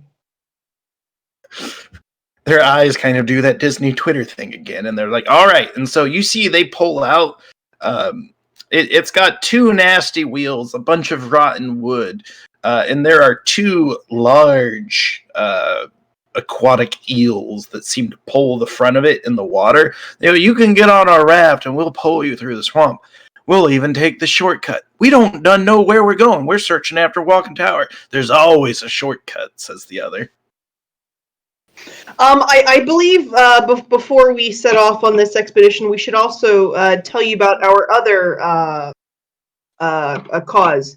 We are looking for some starved and imprisoned trolls as well, or just where they've come from. Trolls? Heard about that? Yeah, you see that. You see Tobias get mighty shaky. Your elevated perception notices. You can see he's missing a good chunk of his scales, and you can see where flesh was torn out of him. Tobias gets a little quiet for a second, and he kind of comes forward. He goes, "We had ourselves a nasty encounter with the green-skinned giants known as Troll. And there seemed to be more and more leaking out into these people lands as opposed to staying up there in their troll land. They normally keep to themselves, look for sunken castles, things like that."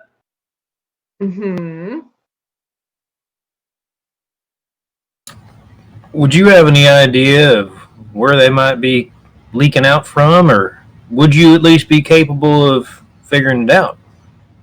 We are no experts here in the swamp like you fellas. Now, when trolls are moved through water, they're pretty easy to track. However, old Tobias here has the keen serpentine sense of smell, and having been the closest to encounter the large Fomorians, they ain't Fomorians, they're trolls, whatever. I think we could hunt down the trolls if you would. Question though, your good lady with the walking tower, did she tell you why she was up here in the evermoors? Nope, we don't actually know her, never met her. We're here to deliver something to her. Exactly. No. Out of character, anytime I put my hand up like this, out of character. In the primer, there's a section called How to Find Dionysia When You Reach the Evermoors. Gives a hint where she might be, so this is in character information that you would have that you can reference. Mm-hmm. Sometimes I'll write it down so we don't all forget. So any of you can check that and pull it up. Mm-hmm. So it is above the assumptions. Yep. A map of the region. We have a map. So if you mark landmarks and can be found in the region. If you scroll down beneath, and I'll share this just so you got it in case you need it. So I'm going to copy this link, and I'm going to drop it in TVW staff in the Discord. And those of you watching at home, this is so we make sure we don't get lost. And I want to make sure they have every opportunity in character to share information with this group. So in the primer section, there is a how do we find Dionysia when we get there. Yeah. So, fellas, last we heard... go ahead. No, go ahead. No, sorry, go ahead. I think you were talking first anyway. I just jumbled all across you. Well, it is said that she was exploring the ruins of Castle Caldwell. I don't know if it was did it say it was a wedding gift for a friend of hers? What was it? A troll friend? No, that doesn't make sense. No, we're hunting trolls now. It was some other kind of giant. Some other kind of giant. They kind of stand there and they're like, "Oh, cloud giants." Oh yeah. There's one that lives in the region somewhere in those clouds. They kind of look up wistfully, and they're like, "But Castle Caldwell, we can get you there. It's gonna take, we reckon, 3 or 4 days, and we'll do you right." And so the group sets off. You notice they are expert trackers. They're pointing out vegetation. They have little bits of wisdom that you don't necessarily pick up anywhere else. They're like, now this plant, it's not quite a meal, but it's a pretty good snack. And so, like, they give you some of this, like, evermore kelp and things like that. And they're like, this fungi is called fungi because it's fun to snack on. And, like, they're teaching you how to survive in the evermores, basically because they don't have much time. They don't get to share their wisdom and their wit because, well, there haven't been many travelers coming through this way. Probably because they were murdered by trolls. And then they come across... Just taking it all in. Just soaking it in. There is a massive sinking structure you can see in the fog of the silhouette. However, you hear something. You hear the water itself kind of rushing past you. The river is flowing towards the direction of the castle, but every now and then there's a huge pushback. And that's when you see it. It's a good football field length away. There is a bright green light. It's longer than the wagon. Never trust. And it's moving back and forth in the fog. Now, because of the fog, everything's a condition what we'd call heavily obfuscated, which means things can't see each other, but every now and then you see that green light. Someone give me an insight check if you're trying to get more information as to why it's moving the way it's moving. I'll give that a shot.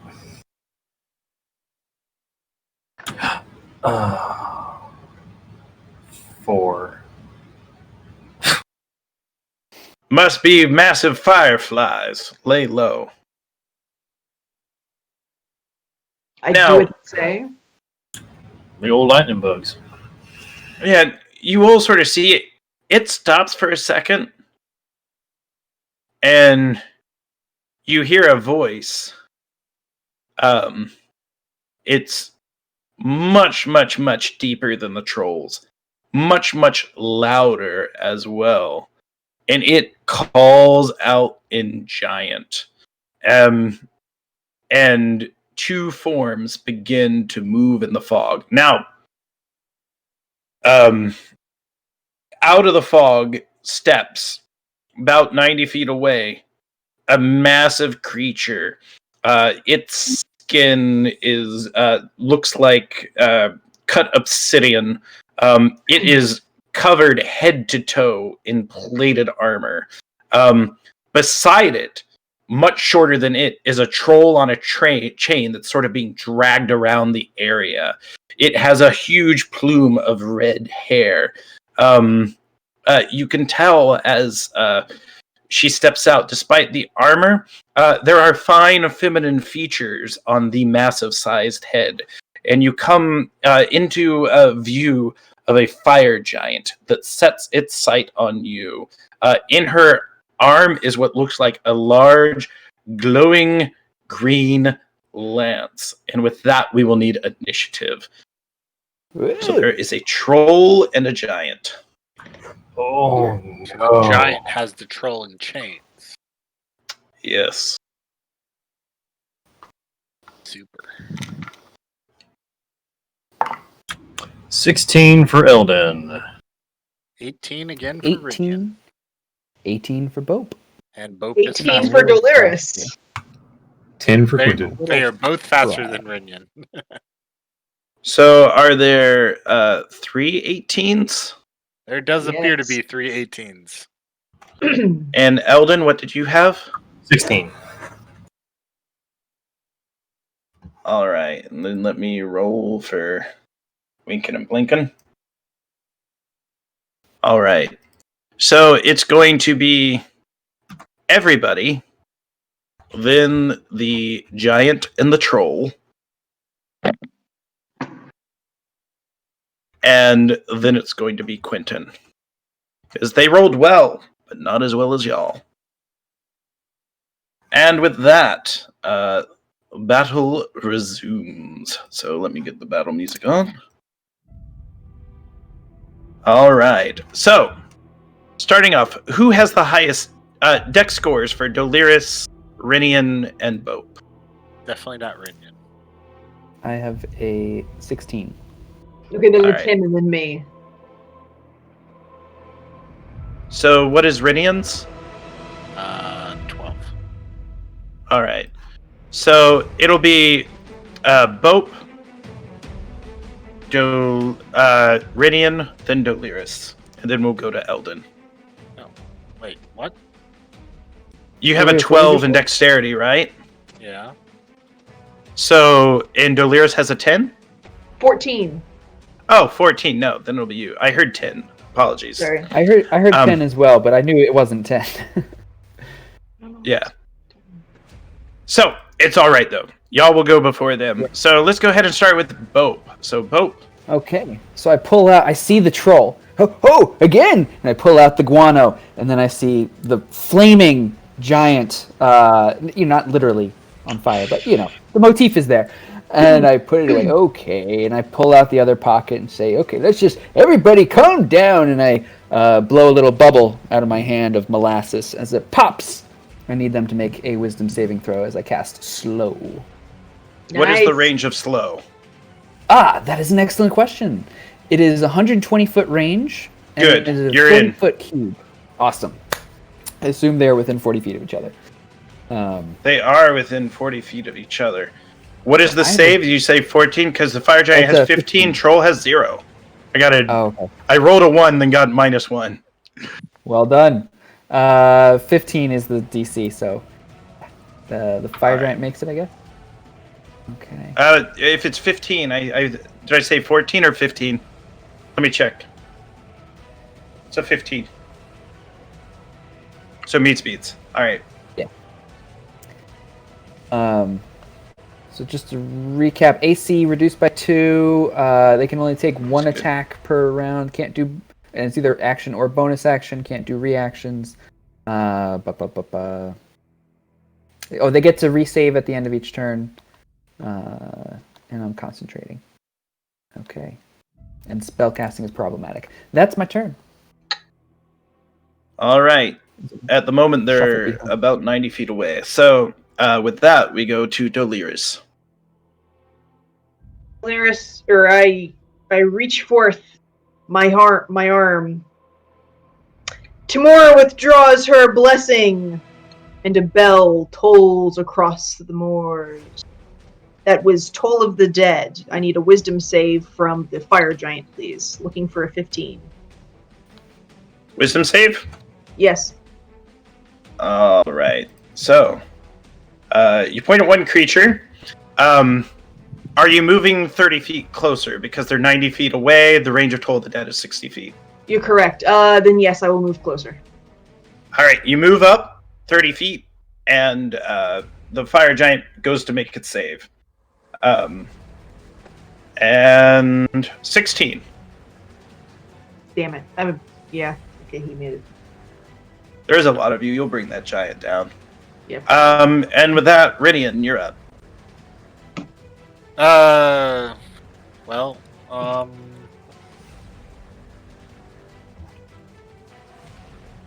Suppose that I will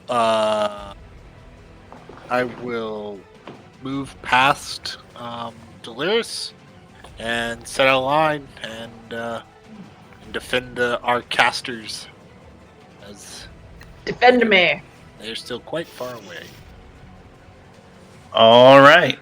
And with that, Eldon, you're on deck.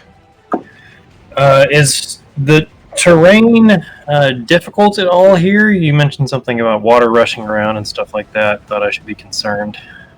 Some of it is, some of it isn't. So you're on. If you're in the water, it's difficult. So it's not. I mean, you're not very tall, so it would be deep for you. You'd be able to swim with it. But it's about waist deep on the others. If you're up on the marsh, it's less difficult. Like if you're up on drier ground. There's a hodgepodge. So I'm going to do this for the party just in case to avoid any potential difficult situations, and I'm going to cast Water Walk on the party and our guides too. So no water. Too deep to be too deep or shallow to be difficult. Here we go. I believe that works on mud too. Nice. Yeah, you're all able to move with ease. Is there any other actions or movement you'd like to take? I shall move up with Delirious, and as a bonus action, I will put forth my Hawk Spirit Totem again, and basically put him up right in the sky, just a few feet ahead of us, because within his radius, its radius is pretty big, so I know they're coming towards us anyway. So it's staying basically above us. Yeah. All right. With that, it moves to their turn. The fire giant lifts up a massive boulder and lobs it at Delirious, who is in range. 21 to hit. Yeah, that hits. Rinian will use his reaction to shield mass or to protection, cause it to need disadvantage. Okay.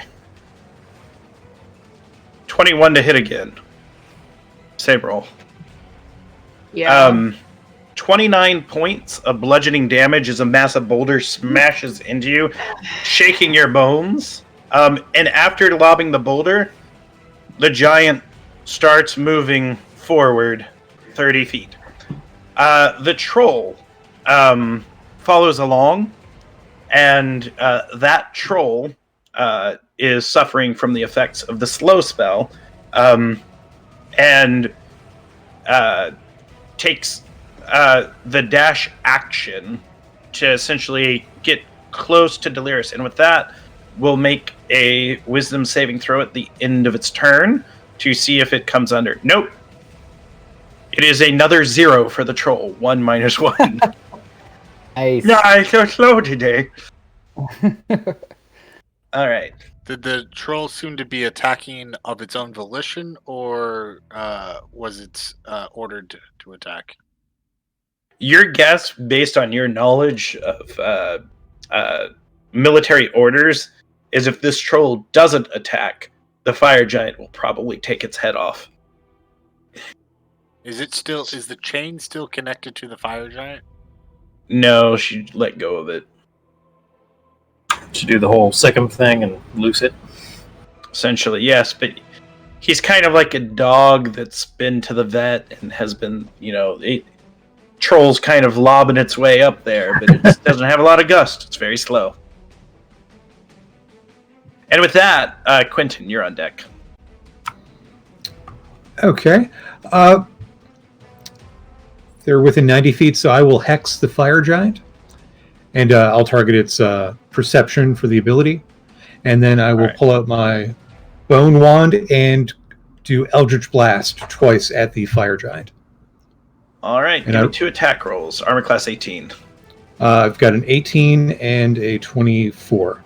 Both hit. All right, so total between the two, 15 force and 10 necrotic.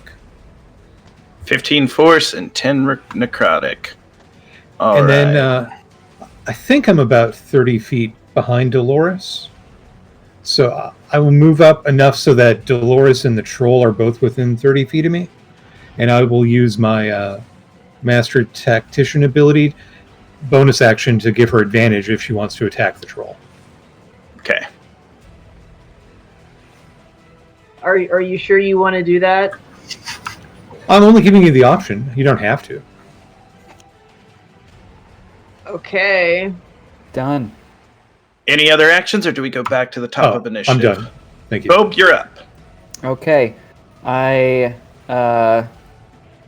Renion's gone. I have nothing to hide behind. Okay, alright. It's gonna be alright. And I sort of skitter 10 feet to the side even more, just to not be too close. In case any boulders come flying this way. Don't want to be too close to anybody. And just shoot out magic missiles, level 1, at the fire giant. Okay, higher than average. That is 9 plus 3, 12. 12 points. Pew, pew, pew. Fire giant cast shield. Just kidding. No. It's gonna be that kind of campaign. Huh? That kind of game. All right. Once in Curse of Strahd, and I never looked so scared when the dungeon master goes, "The wolf cast shield." It was Strahd. I was like, ah! All right, magic missiles all collide in the fire giant. Riddling, she looks really upset when they hit her. Her eyes kind of turn, looking for what diminutive figure that totes a bunny will suffer her wrath. All right, with that, Delirious, you are next to a troll. Tamora, I beg for allies in this fight. I cast Mirror Image, so there are 3 more of me. Ooh, you're gonna be hard to hit. Hopefully. I mean, that's the idea. Nice. Do you have any other actions? Bonus actions or actions? Renian's up. Yes, I am. Seeing as how the giant came to us, and we do not need to go to the giant. I thought it was the troll. Oh, right. The troll's next to us. Where the giant's about 60 feet away. She's slowly making her way over. She's planning her approach so she can attack you with rocks before she gets in sword range. Right. So let's not have that occur. Slow prevents the troll from using reactions, right? I don't think he can react. Alright. So I will move 30 feet, and then I will Misty Step. Bonus action Misty Step, and then attack. All right, That's dangerous. and that's on the giant, right? Correct. Got it. So you see Renyon start to take off. When he's about halfway to the giant, you see him blink out and reappear next to the giant, sword already in Yes. its mid-swing. Punish her. All right. Love it. See. First attack. A 17 to hit.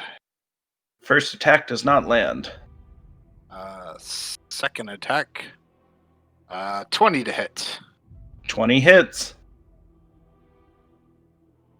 For a 8. 8 slashing magical damage. All right, so you slash into the fire giant. Your sword meets her plate. And it's one of those things where she's been confident in her plate for many years. She's been struck by many attacks. She's been struck by other giants. But you can tell this is the first day that she doubts the strength of her armor as she's met with such a mighty blow, cracking into her ribs. And with that, anything else before we move to Eldon? If not, Eldon's on deck. Okay. All right. Troll can't react, so I'm gonna run across the mud and kind of split the difference between the troll and the fire giant. And we're gonna do this. I'm gonna plant my staff into the mud, and I'm gonna have like both hands down, and I rise them up, and I'm gonna conjure 2 giant octopus, one next to the troll and one next to the fire giant. All right. You conjure octopi next to the troll and the fire giant. And I'm just gonna, make eye contact with each of them. Octopi are smart. They're like, let's wrap this up, boys. And They are very smart. I see what you did there. That's right. Wrap this up, boys. How dare you? All right. so, because of my druid circle, they have extra hit points, and their attacks count as magical, just in case that matters. And I'm also then just going to grab my staff up and shillelagh it real quick as a bonus action, just in case. Shillelagh. And then it's the octopi's turn to start smacking, to try and tentacle grab them. All right. I'm sorry I had to say that out loud. Okay, against the troll. Oh, crap and a half. It's a 10. No bueno. Against the giant. Ooh, you know what? Can I use my reaction to give that octopi advantage against the giant? We will. Have you used your reaction yet? I've not. We could either say you can use a reaction if you're allowed, or you can use your inspiration that you earned at the beginning of the session, and I'd let you use that. Ooh. Your call. I will use my inspiration against with the octopi's attack against the giant. Okay. The best one is a 19 to hit. 19 hits. Roll damage. Fantastic.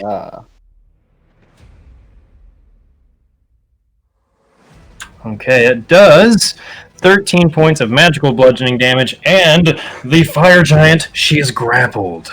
And the target is also restrained as a result of this grapple. Yeah. Amazing. All right. So, we move to their turn. So the fire giant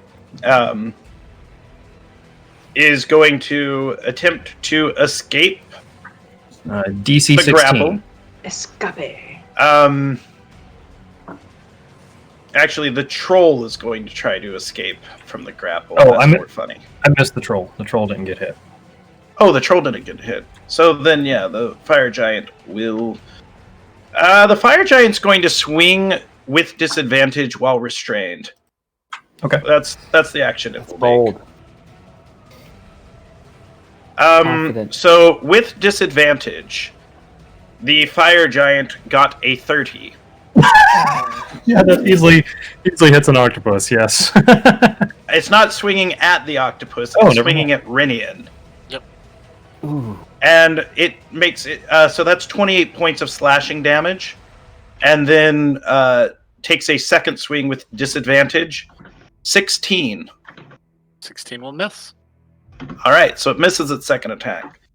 Wearing his armor this time. Yeah, it's a fight's a little different when Radiant's got his armor on. With that, not against something that can hit 30. The troll attempts to claw Doliris. 17 to hit. Wait, first. Oh, damn it. Hold on. Was that enough? Yes, he hits one of my duplicates. What did he roll? 17.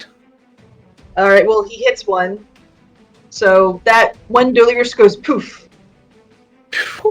And with that, attempts a wisdom save. 15. No longer slow. Oh, no. And with that, we moved to... It was worth it. Otherwise, that would have been 3 attacks. And they all would have poofed.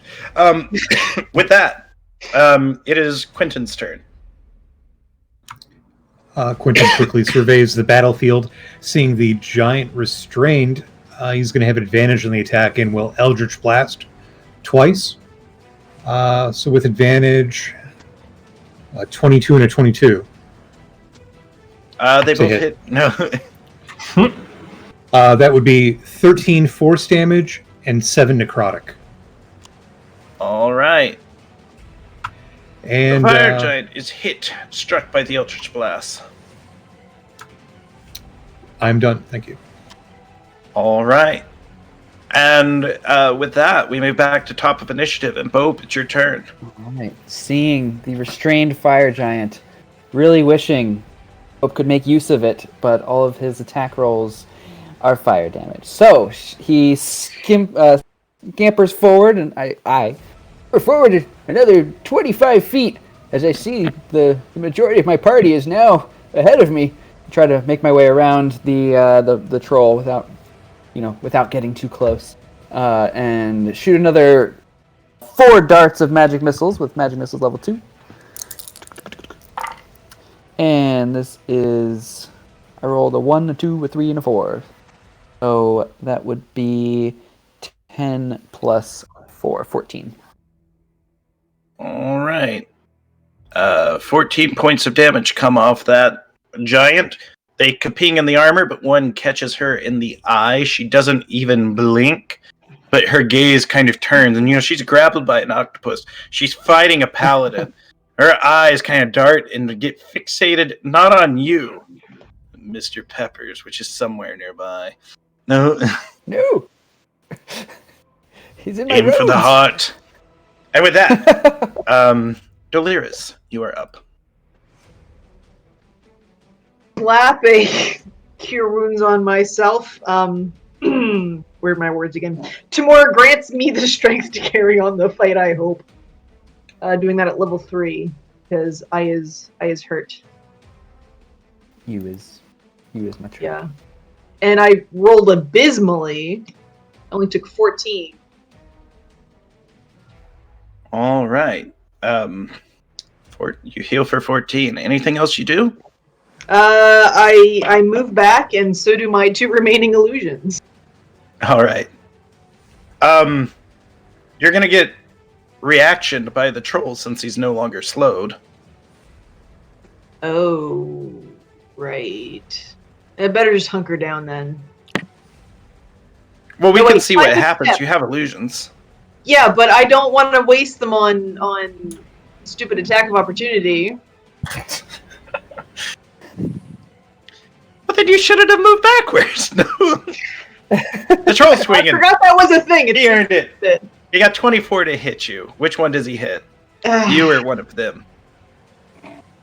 I rolled well enough. He hit one of them. So another one goes poof. All right. It's only fair because we're there in minis. You pulled your hand off and we're talking. We wouldn't let you move your mini back. We might if you ask nice. But the troll's been slowed a lot of this combat. All right. With that, Rinian, you are face to face with a restrained fire giant who's like mighty Casey at the bat, trying to aim to take you out. Yeah, Rinian's pretty sure that he's not going to be able to take 2 of those hits. Maybe 1 more.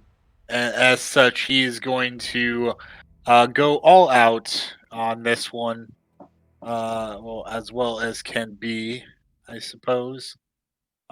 He will bonus action Thunder Smite, make his attack at advantage.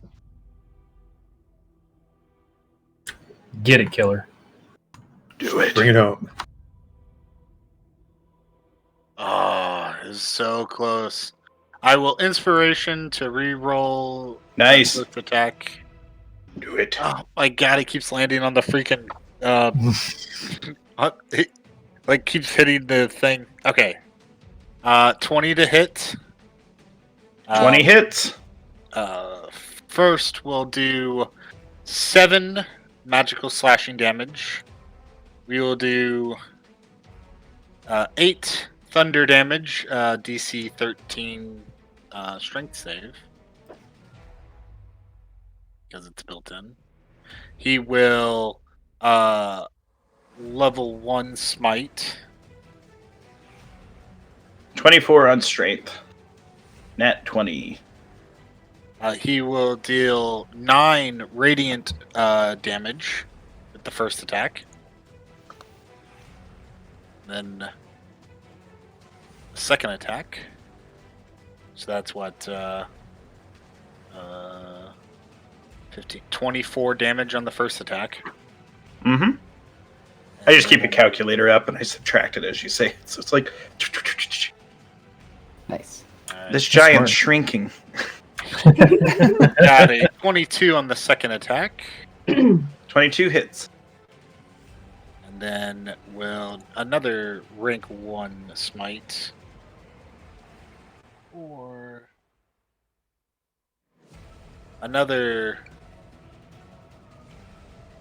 11 radiant damage. Oh, and regular damage. 10 more magical slashing and 11 radiant. Got it. And with that, the big booms go off. The giant buckles and steadies herself as she attempts to open you up with her massive blade. And she swings with disadvantage. 24 to hit. For me? Lodi. That's 28 points of slashing damage. Yep. Does she go before me?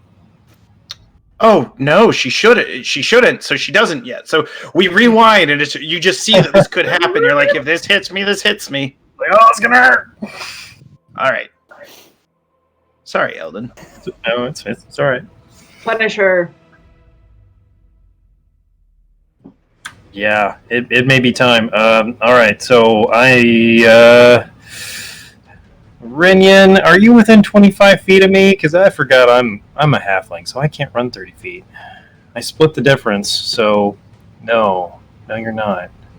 Well, wait. I split the difference between the giant and the troll, which were about 60 feet apart. And you're in front of the giant. Could I run up to Rinian? Effectively? Yes. I assume that you could at this point. Okay. Then I'm gonna... This is gonna be so dumb. I'm gonna run up to Rinian and cast Cure Wounds on Rinian. Oh, Dumb it's beautiful. stuff is fun. Throw it.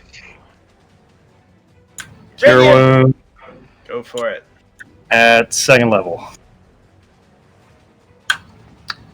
Not bad. 12 points of healing, Rinian.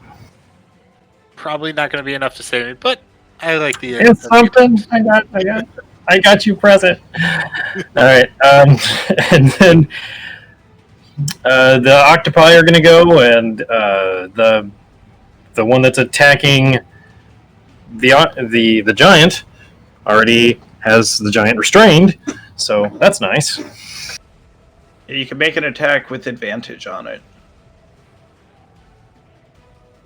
And I rolled double 5s. I've been rolling 5s all night. So the octopus somehow misses the giant that it has wrapped up in its own tentacles. Okay. You still have your advantage? I mean, inspiration? I used the inspiration last time. Oh, that was But now I'm going to use my my Hawk Spirit Totem to give the other octopus, an advantage on its attack against the troll. Yeah, by all means, make that roll. I appreciate that. Got to wrap that sucker up. Okay, that's a 20, dirty 20 to hit. That hits. I should hope so. Right? And a 13 points of magical bludgeoning damage, and it too is grappled and restrained. All right. Nice. Grappled and restrained. So their movements are 0, and they attack with disadvantage, and you have advantage when attacking them, which is very, very good in a fight like this. For with disadvantage, the fire giant has 24 to hit Rinian, and a 31 on a high die. So I believe that hits, and that'll be 28 points of slashing damage. Yep.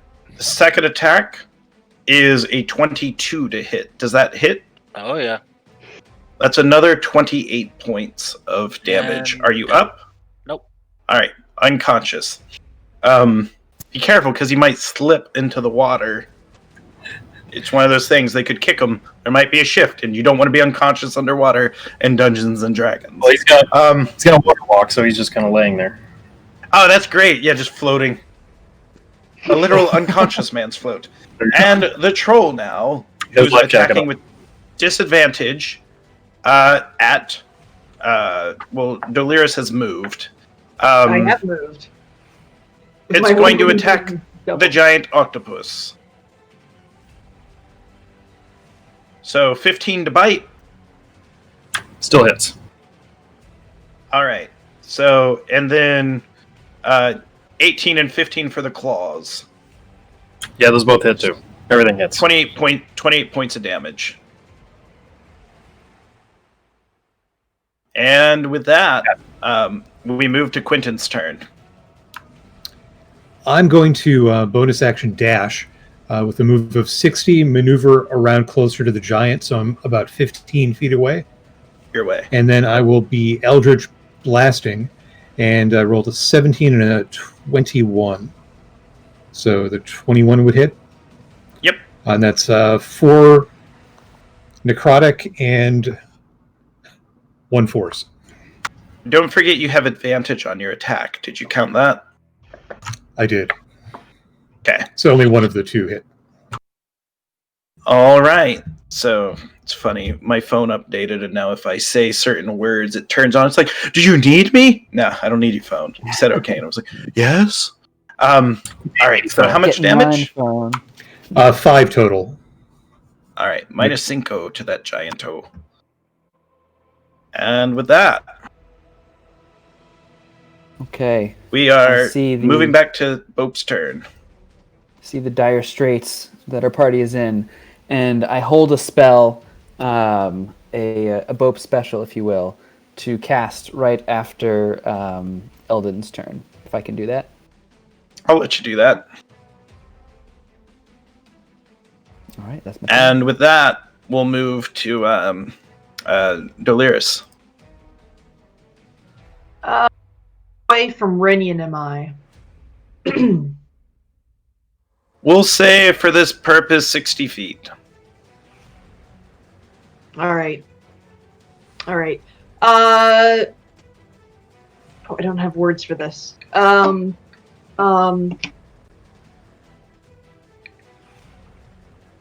Tamora's presence reaches across to grant strength. That's healing word at level 3 on Renian. Please, sir, take 11 healing. Grant doesn't need strength. He's winning.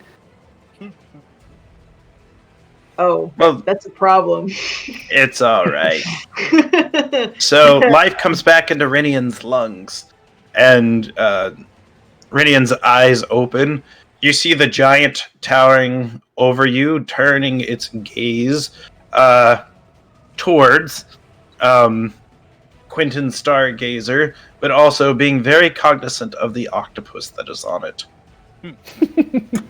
It's his giant octopus backpack, basically. Yeah, it's hard to ignore.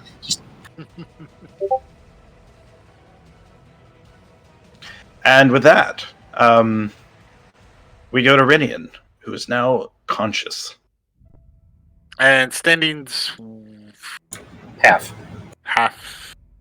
what? your movement. Half movement, right. Oh, Yeah. Yeah, it's a thing.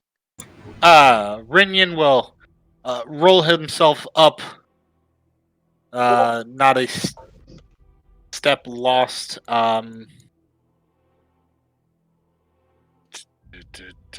Putting himself in front of the giant, he will he'll intercede himself between the giant and Quentin? Quentin. Yeah, thanks. Words. As he bellows a challenge and lays hands upon himself, bringing him back into a much more fit shape. All right. And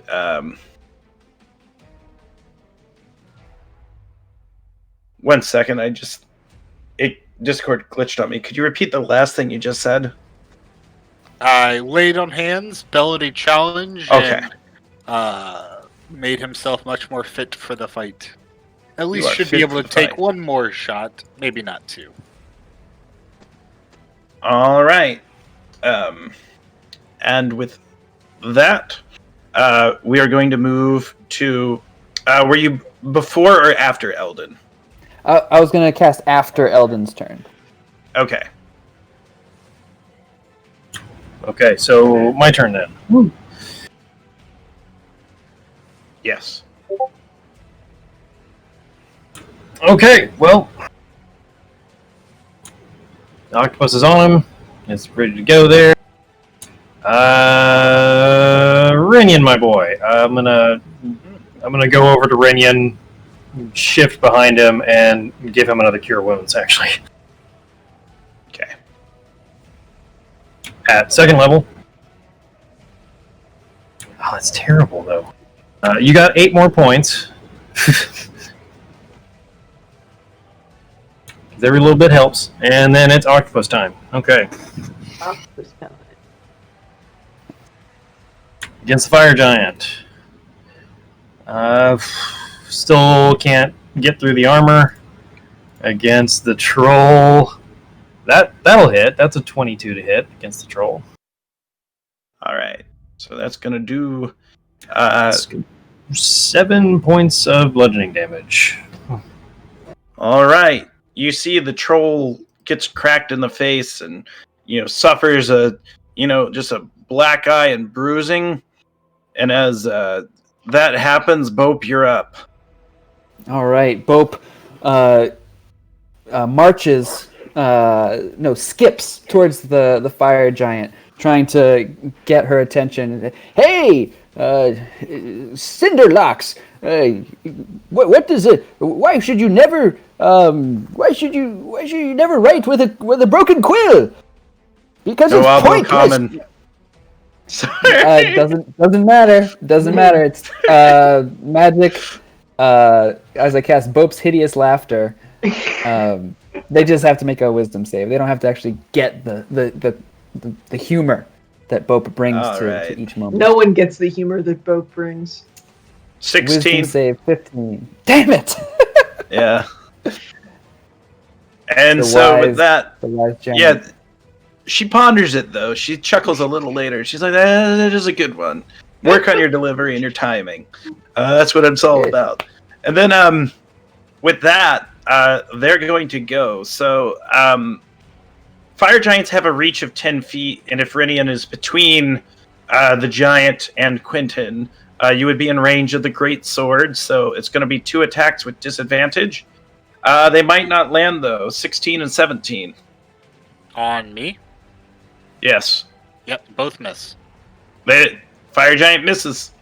And with that, the troll is going to begin. You notice that Shiner heals up, and it's going after the octopus with disadvantage on all of its attacks. 25, 16, and 11. So it looks like it's going to do 22 points of damage. Okay. 11 hits a giant octopus? 11 is its AC. They are not hard to hit. Okay, yeah. So more damage than that. 28. How many hit points did it have? I could pull up giant octopus. 52, 28. I think it's dead now. Nope, not quite. Because my druid circle gives it bonus hit points. So it actually has 66 instead of 52. Okay. So it is just barely still up with 10 hit points. You said 28 total damage? 10 hit points left. Man, we better finish off this fire giant. Yeah. And with that, that is their turn, the monstrosity's turns. And so we're going to cut over down to Quentin. Let the power of the Shadowfell flow through me. I curse thee, fire giant, I curse thee. And I drop the Hexblade's curse on it for a little extra damage. And then I unleash Eldritch Blasts on it. 19 and a 21 to hit. Both hit. Damage it up. 9 damage on one and 10 damage on the other. And that's force and necrotic. Boom. The fire giant looks at this point like she might retreat if she wasn't held by a giant octopus. And she's like kind of cursing the trap that she fell in. And with that, top of initiative, Bope, you're up. Just sort of, stamping my feet. Yeah. Well, back to the tried and true. I'm going to cast Magic Missile at level 3. Okay, so that is 10, 13 plus 5, 18 points. Pew, pew, pew, going for the knees. Well, if she was grappled, she'd fall prone. No, I'm just kidding. If she wasn't grappled. Yeah, you can see that she's thinking about every choice she's made in her life leading up to this point, and she kind of looks at the lance that flashes and glows green for a second, lets out a painful sigh, and we cut over to Doliris now. I'm going to move 30 feet towards the giant and gonna shoot her with my crossbow. If that works. You should. No, it doesn't. Advantage on the shot. Oh, advantage. Okay. Yeah. It's still restrained. Okay, that one probably hit. That was a 22 to hit. Yeah. 22 does hit. Excellent. 7 damage to the fire giant. All right. Piercing. So it's big with orange hair and only has 2 hit points left. All right. Ridian, you're up. Ridian, how do you want to do this? Fantastic loot out of this. Where is that? I noticed her gaze fall upon the green light. Where is that? She's slung it over her back. It's around like her. You could get around if you wanted to. She might take a swing, but you could make it.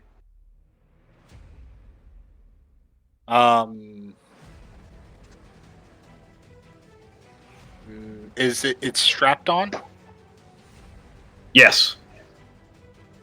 So with the first attack, can I cut the strap?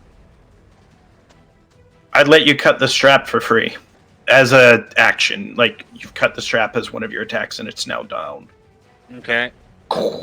And then the second, and then I will go into her. All right.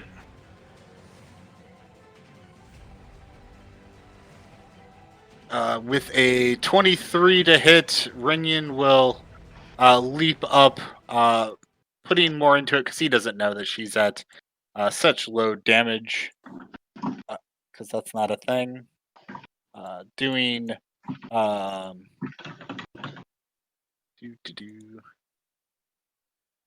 Doing 12 magical slashing damage and 14 radiant infused and to send her back for all of her actions that she's taken against the wild. She drops, just collapses, almost looks like a beautiful statue at this point, just falling dead, and slumps into the water. The massive glowing green lance turns dull for a bit at the moment of her death. Now, point of order in question. Do you want to keep fighting the troll to the death? The troll's intent at this point is to flee. Troll still has a lot of hit points, and it has no intention of staying there to fight you as soon as that giant drops. It's close to killing that octopus. I would let It's it. a question for Eldon, really. I'm gonna bring the octopus and poof it out of existence. All right. I'm gonna give To my that point, my ahead. my other octopus that was latched on the fire giant a little high five. Thwack. If the did a troll great looks job. back, it'll see me sheathing my sword and giving it one of those "it's up to you" type of motion. Nice. We can dance if you want to. But with that, the troll just kind of like nods respectfully, like the troll respects the game, and just takes off into the fog and is back and heavily obfuscated. At that point, Deet and Tobias come up out of the water, looking around, like, "You done killed a giant, patron saint of Timora," and like they're just like, chanting. Now they cheer everyone. They're like, "We should make all of y'all saints." And they're just, they're kind of going on with their apostate, corrupted ways. And with that, there is this massive lance. You can tell that it's not a weapon. It's been dulled. It's more like a piece of art, and it is just sitting there, slumped next to the giant whose body has fallen into the water. You said it's dimmed. I'm gonna have my octopus Yeah, it went dull. It's no longer bright green. I'm gonna have the octopus kind of pick it up in a couple tentacles and hold it out for us, so we can get a better look at it. Ooh, what is that? Looks like Ceremonial? It's like a weapon, but it doesn't look very useful. I mean, despite being huge and could still probably bludgeon me, you, or anybody here to death. What type of material is that? This material, as you look at it, it's a metal, but can someone make a history check? Sure, I can make history. Not my forte. I rolled a nut. I rolled. Apparently, it's showing me weird things. 17. So here's what you know. This is a metal that was common several thousand years ago. This is a very old thing, and it is a metal that is forged by giant magi, and for a specific purpose. It has not quite a magnetic property, but you do know that it is used to seek things out. Now, to actually operate this thing, it would take an Arcana check, but it is a device developed by magi of giant kind and forged through their flames to locate a very specific object. Why did it dull when she died? Curious. She was using it. Attuned? The active user. Fair. Yeah. I could spend some time with it and maybe learn more. Can you lift it? No, not at all. Can you? Well, go ahead and Good thing we have a animated rope that can lift it up. detect magic and look over where she fell into the water. So the magic object is very clearly the large lance. And there's also, you can kind of see as you ping in the distance, there's magic. You can kind of, it's almost like seeing like a stone drop in the water's ripple. There's magic over in that castle because you are in the silhouette of Castle Caldwell, where Dionysia was headed.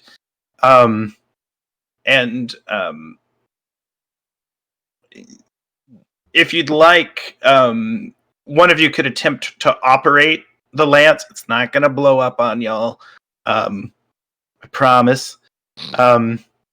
Or you can just carry it. But you knew Dionysia was last seen around the castle.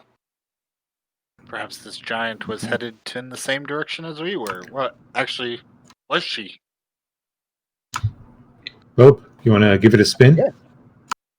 If we have 10 minutes, I mean, I take out my book and start ritually casting Identify on the lance. All right. A word comes into your mind, a word that you've never heard before.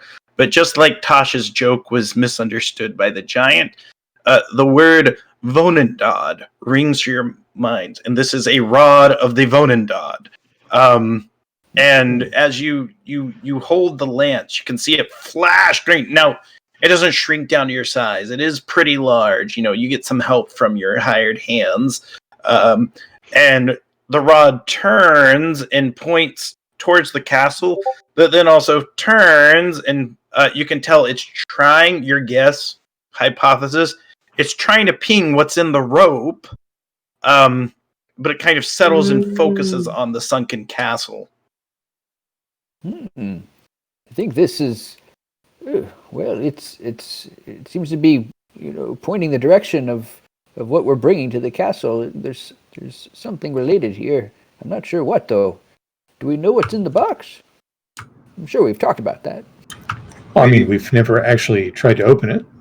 You were warned if you try to open it, it would be perilous. Yeah.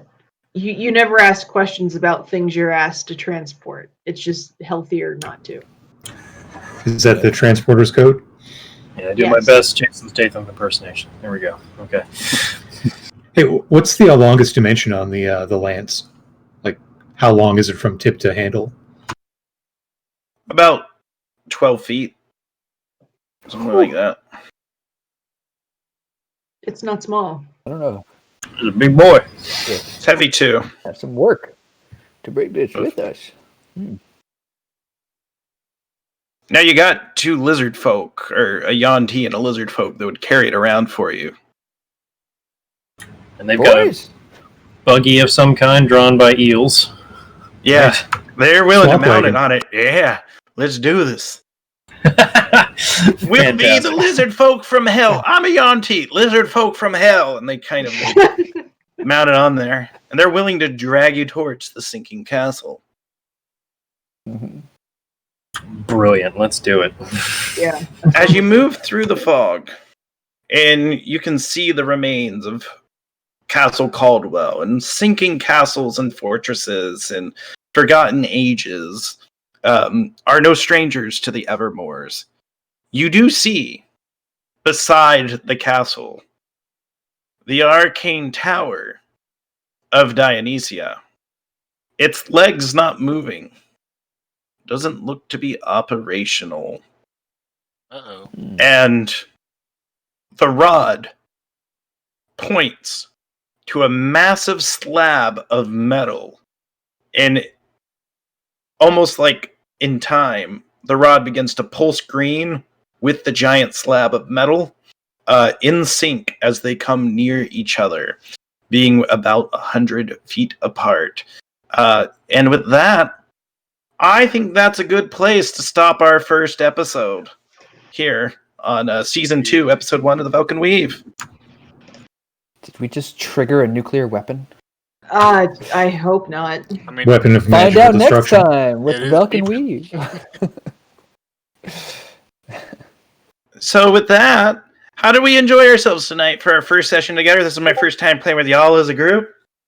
That was awesome. Love it. I love your NPCs. Every gosh. single one of them. From the horse on which down. one was better? Yeah, the horse or the Yanti? And yeah, I can't choose. Yeah, It's hard. that's pretty good. They're all pretty good. So let's all go around before we exit for the show, let people know where we can find each other online and when our next show is going to be. We have a special event on Saturday. Did we catch the name of that event? It's posted in the Discord, is it not? Coming up. Oh man, we doing an event on Saturday? This Saturday? Tech, Reed, can you give us a heads up? The heist is at 4 p.m. Eastern on Saturday. I think The that's heist? their third game. I think so. So yeah, we got the heist coming up. 4 p.m. on Saturday Eastern. Don't forget, you can also catch our sister show taking place in the same campaign world, where we'll have more fun here on the Games Tavern. So make sure that you also tune in every week. This is our new show on Wednesdays at 7. And I just want you to know that of the two campaigns, they're both great, and you should watch them all. So make sure that you do tune in on Thursdays for the want to make sure that I get the names right of every show. So Whiskey, Magic, and Destruction. We have the heist on Saturday, and then this is the Velkyn Weave. But where can we find each other online? So what we'll do is we'll go just in order on my screen here. Tom, Delirious, Michelle, Corey, Josh, and then Jeffrey. you can find me at BopeWhizBang, of course, on Twitter. See you there. You can find me at Delphi Squid on Twitter. You can find me at Mr. Smithwick on Twitter. I paint minis, I make dice, and I teach high school kids, so pray for me. Hands for hands. And I can be found in our Discord and on Twitter, Quentin Rogue.